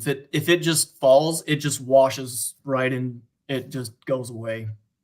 That's why if it soaks, if we can get that, if we can get that soak in there, then that'll be a lot better. But now, what are you doing with your bee? I know you see in your videos where you got the bee. A lot of your pallet bees are out in the middle of that field. And all, do you leave them there? Is that where they stay all the time, or do you put them all? Is that field for a hay crop or something? Yeah, it is. But so that section, we call them dikes. I heard you talking about little bumps in each field. You call them something. I don't know what. We call it a dike or a check. A check. That's what it was. Check. I think. Yeah, dikes. I call it a dike. But. So you got a little hill there. So when you put that tube, a siphon tube on that water, it stays in that little trough and goes down across the field. Yep. And then once it gets down to the end of the field, you take the siphon tubes and you move them to the next one. And then it goes down that section. And then you move it to the next one and it goes down that section. So you don't flood the whole field at one time. No, because there's not enough water. If you were to do that, you wouldn't be able to control it, and it wouldn't push to the end of the field. So you got to do it in sections. So that section that my bees are sitting on it's got a lot of alkali in it, and it's never been a produce full section of the field, it's always been alkali. So I just told my father, I says, let me put my bees right there and just use that for a little bee yard. And he's like, I don't care. So that's where they're there. And if you do water that area, I mean, you can get a little bit of grass out of it, but nothing grows in that alkali. Interesting. Yeah. No, I mean, and then do you have to pay for that water? Yeah. We pay a amount every year for our water shares. And we're only allowed like so much time, and it's on. So for example, this year, let me find my water share card. I got it right here somewhere. On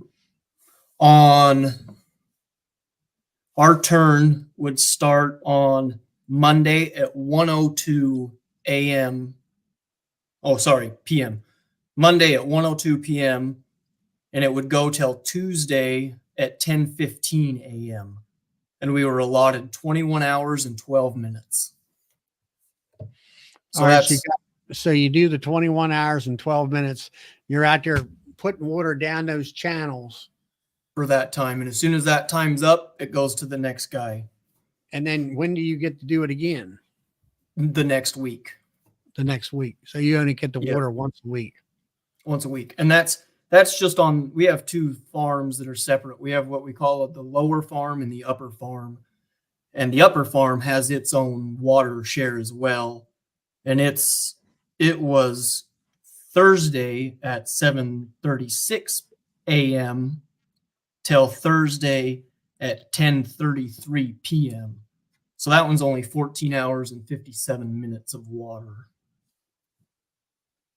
But the problem is you get 14 hours of water and one of those sections is so dry and it takes 10 hours or 6 hours. You only get to water 2. Well, you water what you can, and then the next week you water the other dry stuff. Well, then this stuff's dry because it hasn't had water. It's terrible. We're always chasing water and trying to get water.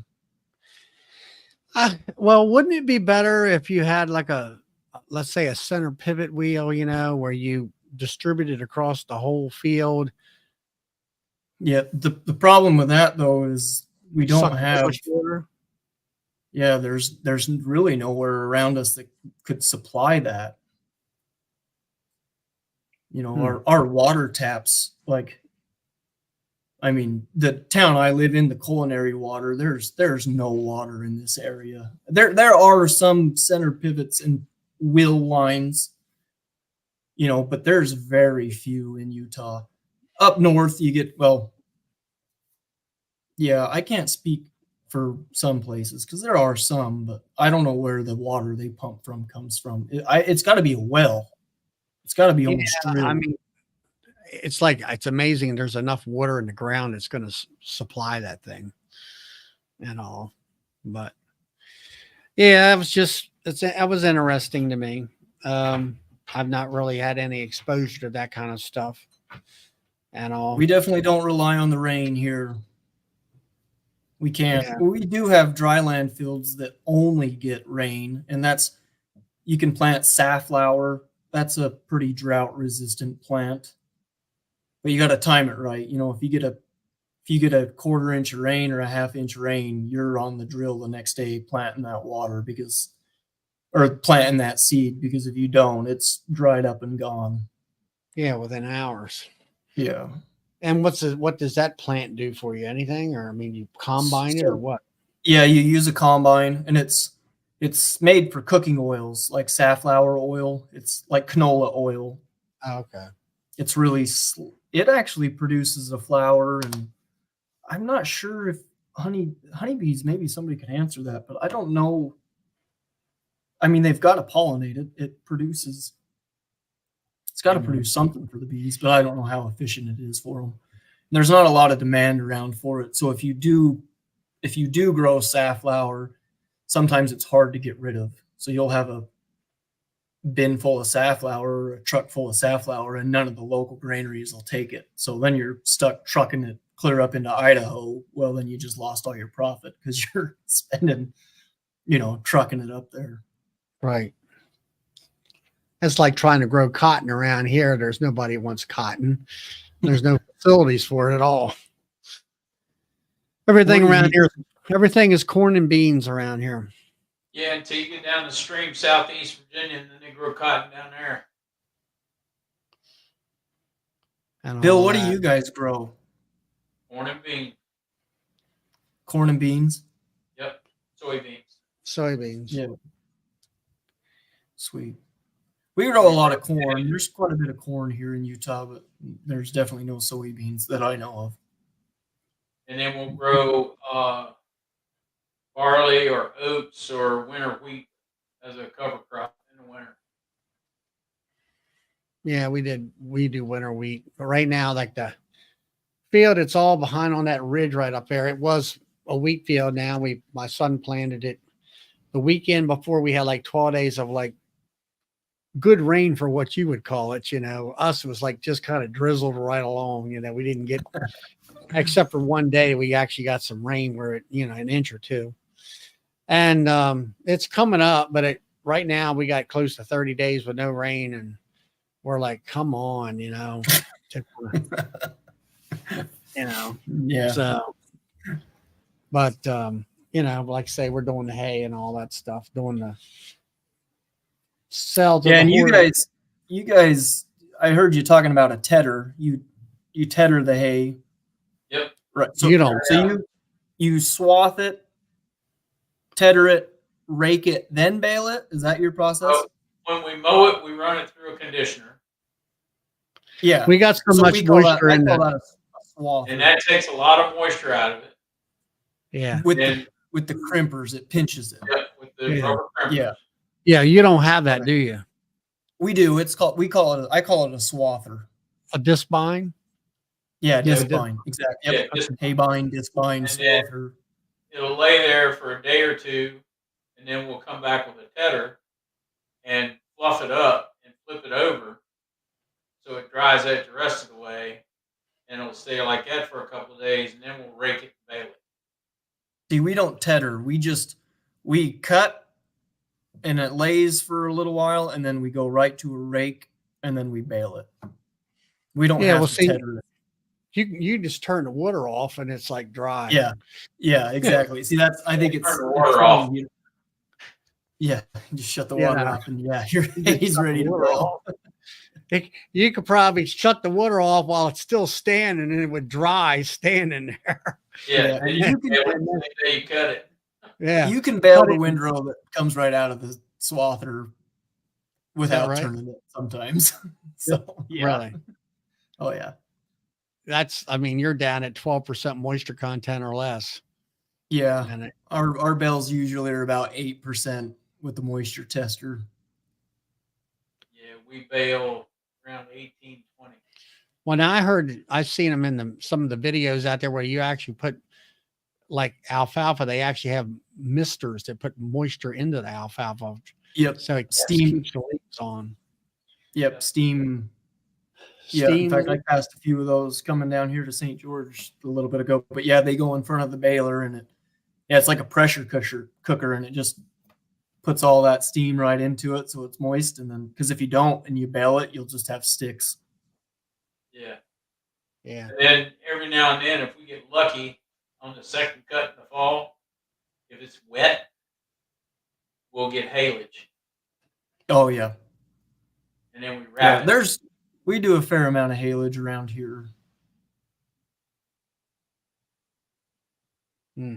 I was just watching a video out, I think it's Ohio, and the guy had they were using a bale bearing and making small bales but bundleized, and then they were putting in two bale dryers where they got these prongs that go into those bales and it blows hot air through it, and they were baling wet alfalfa, like 25% moisture content, something like that, or 20%, and put these things in there, and it blows this hot air through the bale, through those stacks of bales.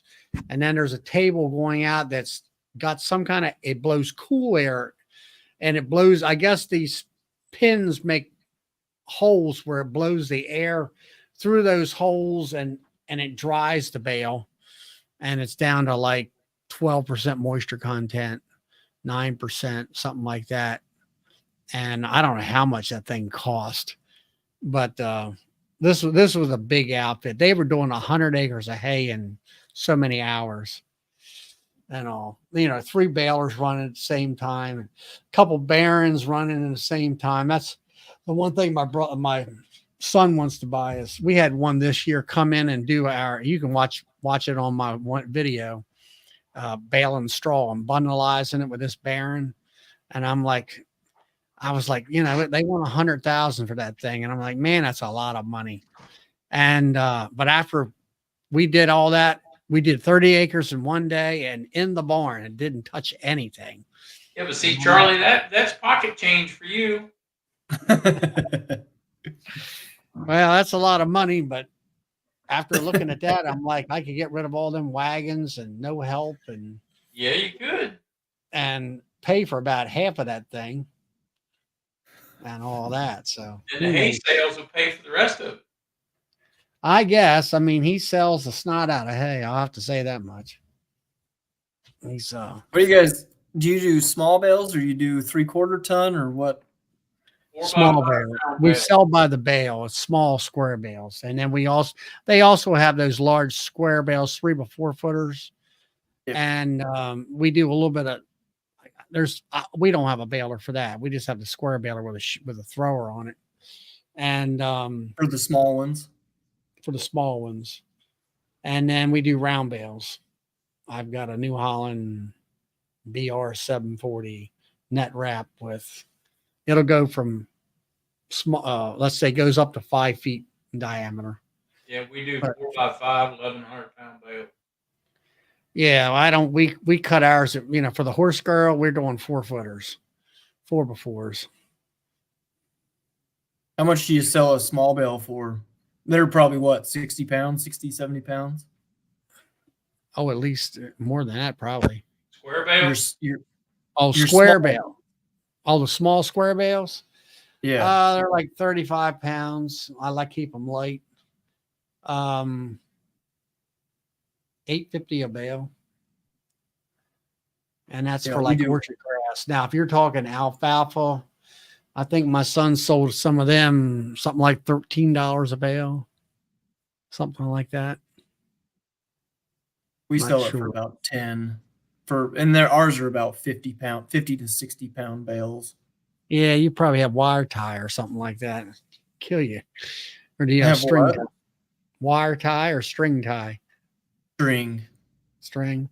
Yeah, Yeah, we 50 don't have pounds. wire that's- and- Yeah. 50 pounds is Because too heavy for me. Girls can't lift that up. You got to give them light bales. You got to do like Yeah. Mr. Hershey did with the Hershey candy bar. You make it smaller and charge the same price. There you go. Turning into a farm channel now instead of a beach chat. Yeah, my bad. It's all right. I enjoy it. But yeah, it's You could buy it with your hunting money, Charlie. yeah, I don't think I quite pay the payments on that. We got to get this tractor paid for first, or at least he does. And all that. What kind of tractor did he get? We bought a New Holland. It'll be a year this coming January. It's a New Holland something 165. PT 165, Huh? a PT or an ST 165. I think it's ST number 6, 165, Yeah, something like that. yeah, It'll boost the 165 horsepower. yeah. Yeah, it's got cab and 4-wheel drive and all that good stuff. It's used. Is New Holland the main dealers out in your guys' area, or You got New Holland, you got John Deere, you Kubota, have Case. Case Agco, which is Case and Massey and they're not. John Deere has always been a pretty strong influence around where I'm at, and used to be John Deere International, and we always had Alice Chalmers tractors. Oh yeah. When I was growing up, I still got a 185. And then, Agco came along and bought up all these different tractor companies and put them under one, umbrella. And then the only ones you had left was John Deere was still independent of anybody else. And then it was Case New Holland.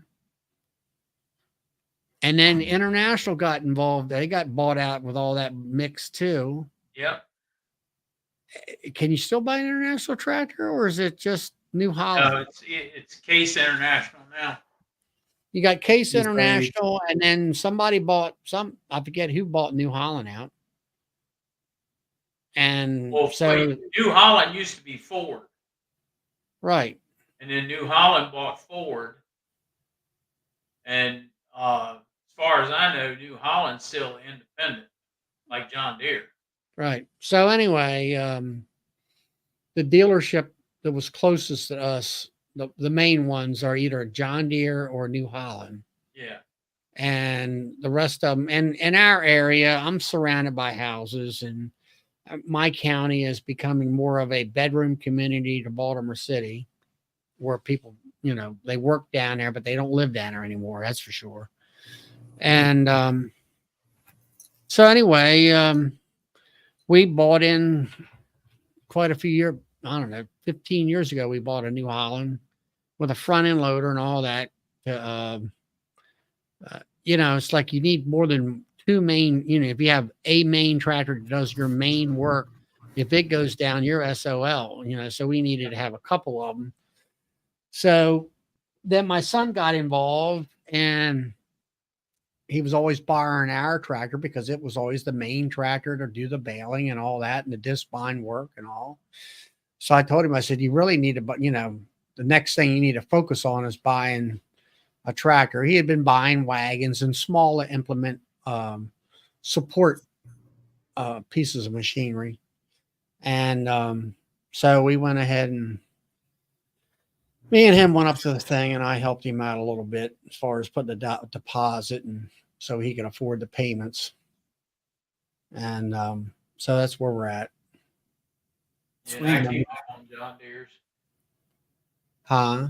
I came up on John Deere's. That's all we had on the farm. Yeah. We had 4020s and 1010s, and then in 1975, the old man bought a 7520 articulated John Deere. Hmm. And he had a 6600 John Deere combine.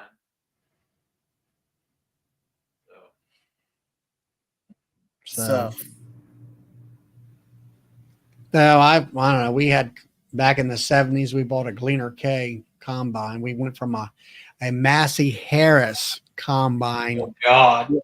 With a canvas intake on the header with the wooden slats going across. Yep. No cab, and we didn't have I seen the original manual with it where you could have got a tank. Well, we didn't have a tank because nobody had that kind of equipment back then. And so we were bagging. When I was growing up, they were putting the grain in burlap bags. Yeah, in bags. And all that stuff. Now, when I first learned to harvest corn, it was with a one row picker. And then when we got a 2-row picker, I thought, man, this is going to be revolutionary because I can get the job done twice as fast. And then the old man came home with that 6600 combine with a 6-row corn head on it. And he tried to put me up in it running, and I wouldn't do it. I made him run it. Well, I can remember when corn planters, you started out, we had an old Alice Chalmers 2-row. And then the new modern ones were 4-row. And then 2 years later, there were 6-row. Yep. And then it went from 6-row to 8-row. And then after that, it kind of stayed out. And then I got the guy that we used to have rent here. He farms about 6,000 acres between the two different states and Maryland, Pennsylvania. And he's got a 16-row Kinsey planter. I guess I just bought a 4-row Kinsey. So I'm playing buckwheat. yeah. There he goes. Lost you. Yeah. Anyway, they're up to, he's planting with a 16-row Kinsey or John Deere or whatever. He's a John Deere guy. Well, now they make these high-speed planters that are 22 rows wide for John Deere. They fold up. Yeah, well, all these things that this guy has folds up, and I mean, he's because of the amount of acreages, he doesn't have like the Midwest where you got 1,000-acre field. For him, it's 20 acres here and 30 acres there and 50 acres here, and they're moving stuff all over the creation. But that's how it works anymore around here. So, well, it's about 10. It's about that time. But so what are you traveling in the lineman type of thing because of an emergency, or don't you get to stay local? I'm down here instructing. We do once a year we do a training for all the apprentices that are coming up into the trade. And it's a week-long event, and I'm one of the instructors down here for them, so I just get to spend the day in the pulley yard with all the apprentices, and I'm teaching what we call rubber gloving. So it's when you go up and work the power lines with your hands. And now, did you blow your rubber gloves up? Make sure there ain't a pinhole in there. Yep. Small hole brought me into the world, and a small hole in rubber will take you out of the world.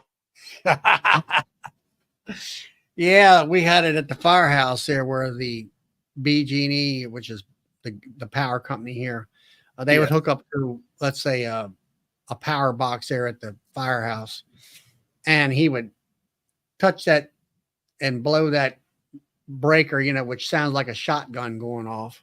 Cut out. And get everybody's attention. And then we talked about that where you puff your gloves so you don't get electrocuted. And don't you still get when you grab a line like that with 40,000 volts, doesn't that kind of give you a little tingle? Even though with rubber? No. With like 69,000, you can feel it, but yeah, you can barehand some of that stuff. Like a 69 line, you can touch it with a Faraday glove. Yeah. But But still, you gotta when you put those gloves on and your sleeves on, and you reach out there and you grab that line, before you close your hand, you're thinking, "Did I test these gloves properly?" We're pretty good at testing our gloves. Yeah, we're pretty adamant on that. I was watching them videos where them people flying on them helicopters and get on them high tension lines and then jump on that little trolley system, let alone being so damn far up in the damn height. But I just, the amount of current, it's like, not me. Just not for me. And how's Tom doing?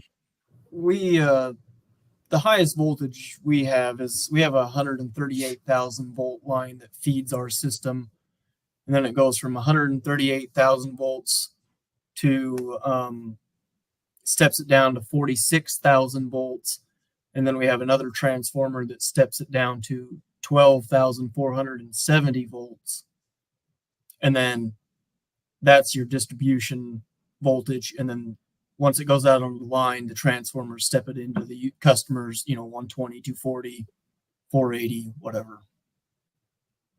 Right. So I daily work with 7,200 12,470. That's what we call it. It's 7,200 phase to ground, and phase to phase is 12,470.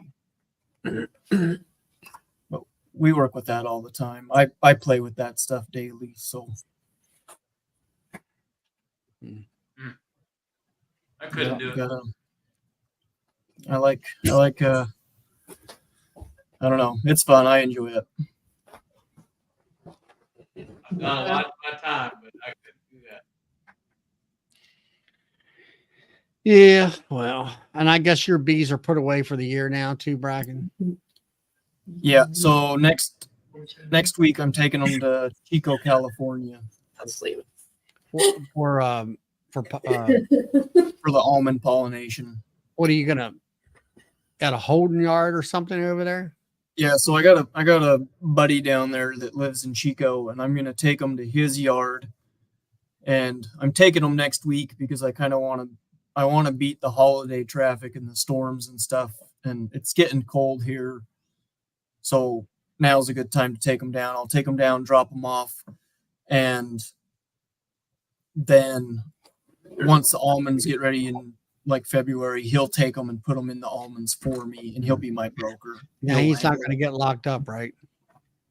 He's what? He ain't going to get locked up, right? I sure in the hell hope not. Yeah, that guy. No, I think this will be.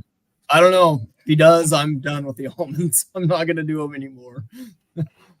Yeah, that'll be interesting. I mean, I think you had, well, you've done it. Was this your second year you done it or more? This will be my third year. Yes. But you've gotten sort of a dialed in knowing what is to expect and hooking up with, well, I guess he has a broker or whatever. Yeah, that kind of thing. He lives in Chico, so he has bees and he knows a lot of the local orchard people around. Yeah, he's connected locally. Yeah, he's not a broker per se, but he runs quite a few of his own bees. I don't know how many colonies he runs, but quite a few. But I asked him, I says, hey, can you take another 30 or 40 colonies? And he was like, sure. I said, sweet, I'll bring them. Now when you're doing 30 some what do you got, a gooseneck trailer you're taking them down there on?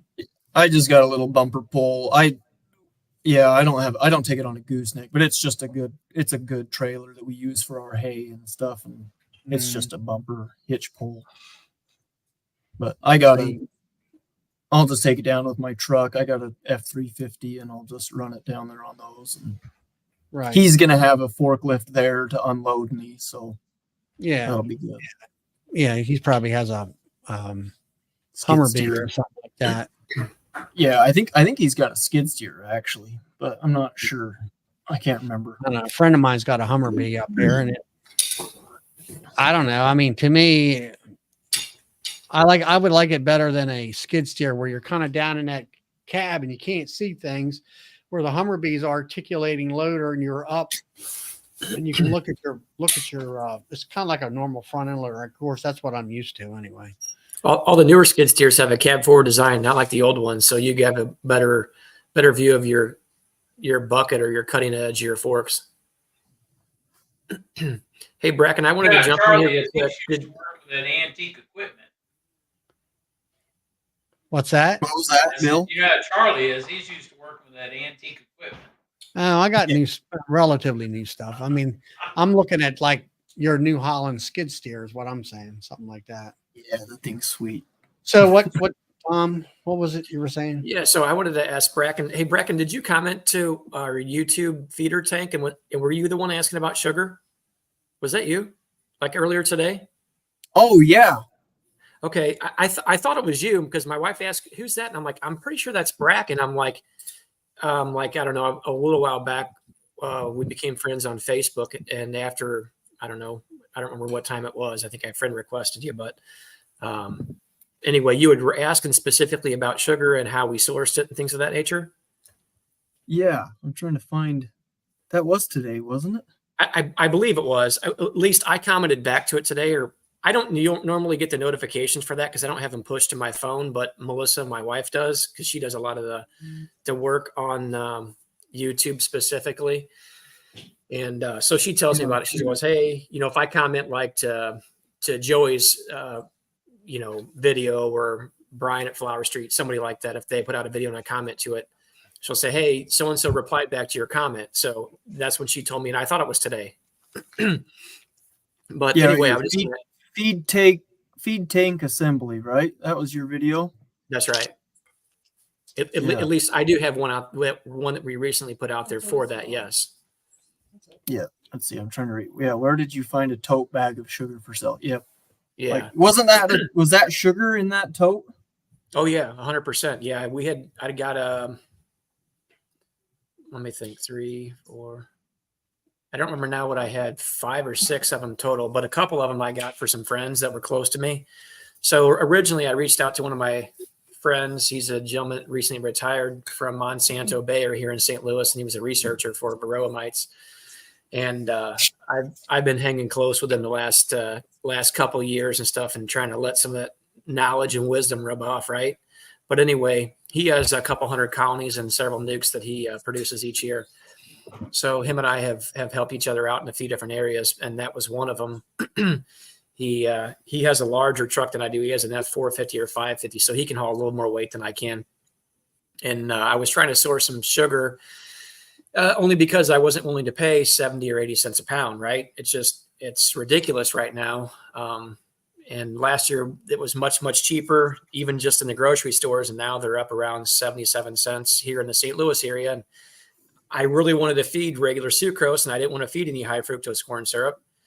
And so I reached out to him and said, hey, I might have found a couple sources, but we might have to take a drive. We can haul my equipment trailer with your truck and probably bring back several totes and maybe make it worthwhile.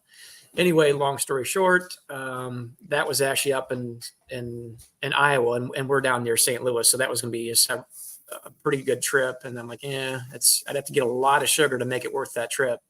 So anyway, I basically reached out here locally on the Missouri Beekeepers and a couple other sites. And I have a couple of commercial beekeeper friends that are out in the middle of the state and at the opposite side of there in Kansas City. And they said, hey, give me a call. So they were talking me through a few different options of what they knew and what they had and how they got it. I'm not big enough to bring in a tanker load of syrup. That's just not in my wheelhouse. And I don't have intentions of growing to that size, and I still really wanted to feed. So I like the idea of dry sugar that I can mix up myself, because I can store that, in some food grade totes or barrels pretty much indefinitely, right? As long as it doesn't get nasty, I can mix it up as I need it. Whereas if I buy some even sucrose, over time, it will potentially ferment. So, even at a 2-to-1 ratio, or I think it's like a 66% solid. So I didn't want to have to. I can get sucrose in the liquid form out of St. Louis, but I didn't want to go that route. So anyway, basically, I ended up reaching out to some guys locally, and they put the word out. And I had one guy I don't even know reached out to me and said, hey, you're looking for sugar? And I'm like, yeah. And he goes, I've got a source for you. And I'm like, okay. I'm like, well, I'm like at least a minimum of 3 bags for my own usage. And so he basically just helped me out, and I picked it up for a pretty good deal. I'm not going to say what it was, but it's about 30% of what you normally pay for it, there or thereabouts. So anyway, I reached out to that guy and said, how many can you get?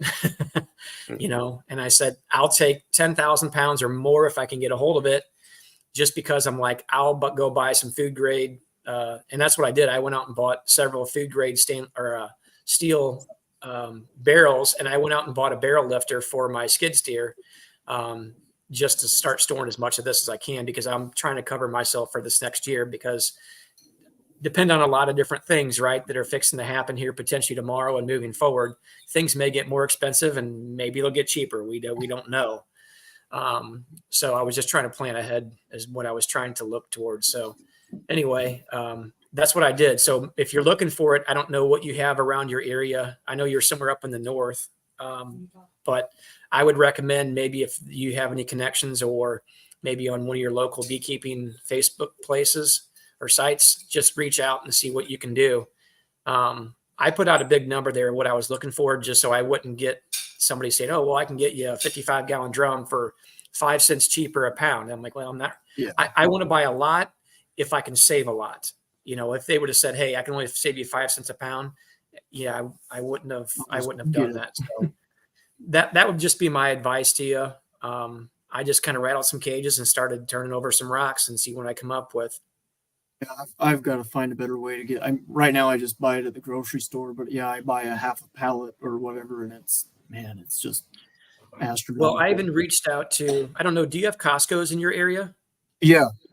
So I reached out to my cousin who actually sits in the office at one of the Costco's, and I said, hey, and I didn't care if it was bag sugar. That's fine. I'll take it. You know, I can put it in something else if I choose to. It'd probably be a little easier to handle than a big tote bag, but regardless, I said, hey, I'm looking for like 10,000 pounds of sugar. And I said, maybe more, depending on what you can do. And he said, oh yeah, no problem. He goes, I'm not at my desk, but let me reach back out to you. And basically that didn't turn over the result that I wanted, because he's like, yeah, right now we're selling it for X amount of cents per pound, which was up in the 70 cents per pound. And I'm like, yeah, I'm like, if I'm buying 10,000 pounds, I'm not paying 70 cents a pound for it. You know, I'm trying to buy big to save big. And so I didn't hear anything back. So I thought, well, that wasn't going to work out. And I just started again, trying to turn over whatever rocks I could to source that. Now the sugar that I'm getting, I think, is more of like a seconds, if you will. Basically, and this looks really clean. Like there's no dirt or debris in it, anything like that. But I think maybe if it hits the floor or something happens with it, it's no longer for human consumption. They can't sell it that way. So I'm guessing that's probably what I got, which again, I mean, I don't care if there was just a little bit of dirt in it. It's as long as there's nothing toxic in it, it doesn't matter to me. So that's kind of how we worked it out.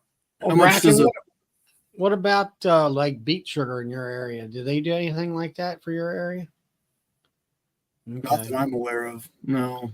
I know Roy, I think Roy said he did beet sugar in their area. That's honestly more. I actually did a little research because I was curious about that. You have cane sugar and you have beet sugar. And I'm like, I wonder if there's any difference as far as feeding it to bees. And the little bit of research that I uncovered, according to what I found anyway, I don't think there's any difference that I could see. Now, yeah. The only thing I know about it is that Brad from up at Flowers, Faith Apiaries. Faith Apiaries. He was saying there's a class 3 and a class 4 sugar, and beet sugar, I think, is 4, and cane sugar is 3. And he said the beet sugar is actually the same classification, I call it, as pure nectar.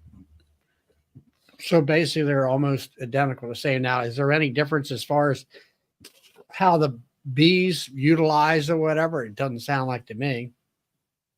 I just wanted to make sure they could overwinter on it well, because that's what I was mainly using it for. Yeah. Like they talk about certain honeys are not really ideal for overwintering, depending on how much flight time they can get in the winter. I could think that's probably why Ian Stepler likes to purge his colonies of any and all honey and then feed them back sucrose, because they can hold that in their gut longer without having issues. Well, another thing is he wants to get that canola honey out of there, because it will actually crystallize to the point like it's rocks. Yeah, that and makes they sense. they can't eat it, because he'll make note, if you watch occasionally, he says, see this white powder here, or white crystal on the front of the hives inside the barn. He said that's canola honey. He said they can't eat that stuff. Wow. And all that. Now Roy says here he can get it better price at the grocery store than from Pioneer. I guess that's Pioneer Sugar Mill or whatever. Yeah, I'm assuming so. If you were to go buy a 25-pound bag at the store, what does it cost you Me? in your guys' area? Do you know? I think for me, it's like 77 or 78 cents a pound, something like that. But that's, so let's see.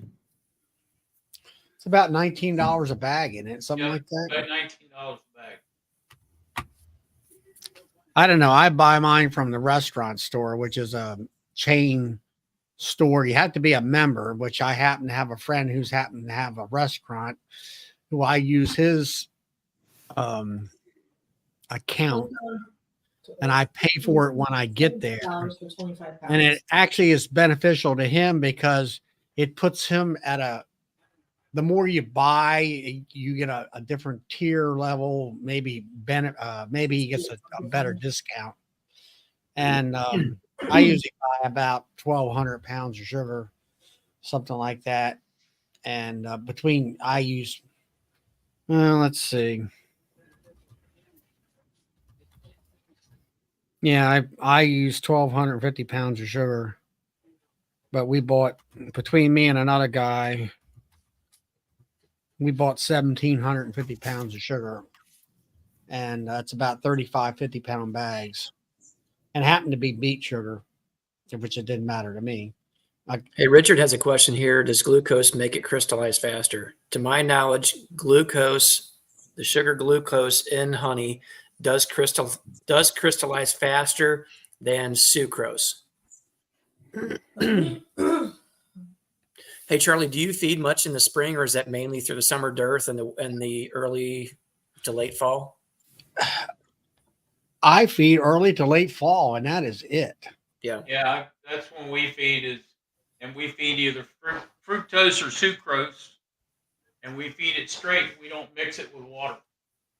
So let's see, fructose, if I'm not mistaken, when I called around about that to look for it last year, I think that actually is a higher solids, somewhere at about 77 or 78% solids, whereas sucrose will not be that high. I believe it's only like 66%.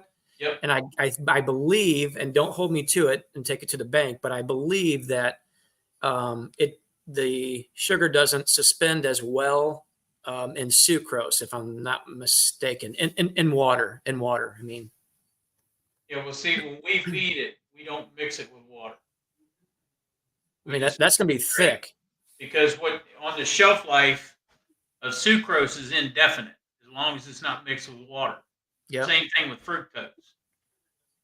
If you mix it with water, it cuts the shelf life down to about 15 days. Without adding anything to it, right?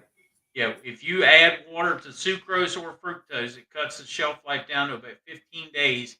And at the 15th, 16th day, it starts to ferment. Okay. Yeah, that makes sense. And without here's water in it, it does not ferment. I've got 2.5 totes of it sitting out here now. That you're saying sucrose or fructose? Fructose or sucrose. See, I thought that fructose would ferment a little faster than sucrose would, a little faster than fructose, even at that rate. If it's Maybe I'm mixed mistaken. with water, yes. But if it's not mixed with water and you don't put water in it, period, it's an indefinite shelf life. Interesting. Probably as long as it's stored out, not in the sunlight, right? And probably a somewhat regulated area as far as temperature. We set ours in the sun, so it's easier to get out of the tote. And I have yet to have one ferment. Interesting. So here's something I'll tell you that I actually did last year, late in the season. I had a little bit of, I think it was 1-to-1 sucrose and water mixed up. And this is not a commercial for Hive Alive whatsoever, but I thought this was pretty interesting. And I kept this up at my shop where I keep some of the cutout colonies that I have. So basically colonies that don't mean a whole lot to me. We'll usually, once we cut them out of a building, we'll put them there, quarantine them, treat them, sometimes requeen them, sometimes move them out, sometimes not. Anyway, I had maybe about a half a 5-gallon bucket left at 1-to-1, and I had mixed in the Hive Alive syrup additive to it. And this was last year. I think it was late last year. I recently uncovered that bucket, which probably had, again, 2.5 gallons in it, and opened it up, and it smelled a little bit like the thymol, which is in the Hive Alive product. And I'm like, and I asked my wife, I said, smell this. And I didn't tell her how old it was, right? I opened it up and I said, smell this. Does this smell like it's fermented in any way whatsoever? And she's like, no, it just smells like it has thymol in it. And I'm like, yeah. And I'm like, think it's safe to feed this to the bees? And she goes, why not? It doesn't smell like it's fermented. I'm like, well, because this is actually from last year, I'm pretty sure. Or maybe, let me think about this. It could have it was either from late last year or early this spring.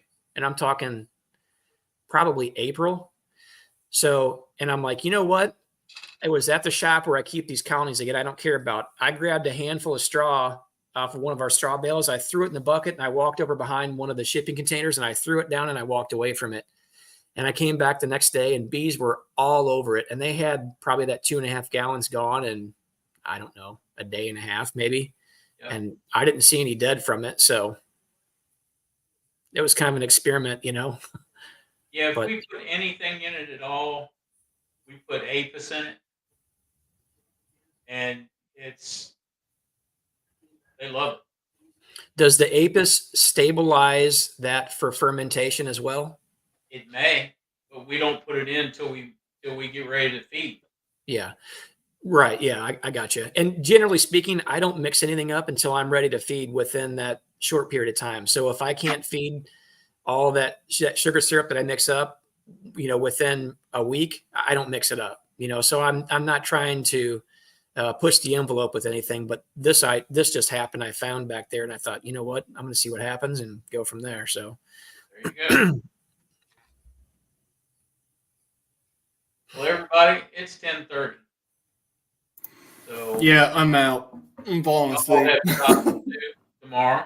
We all have work to go do. So I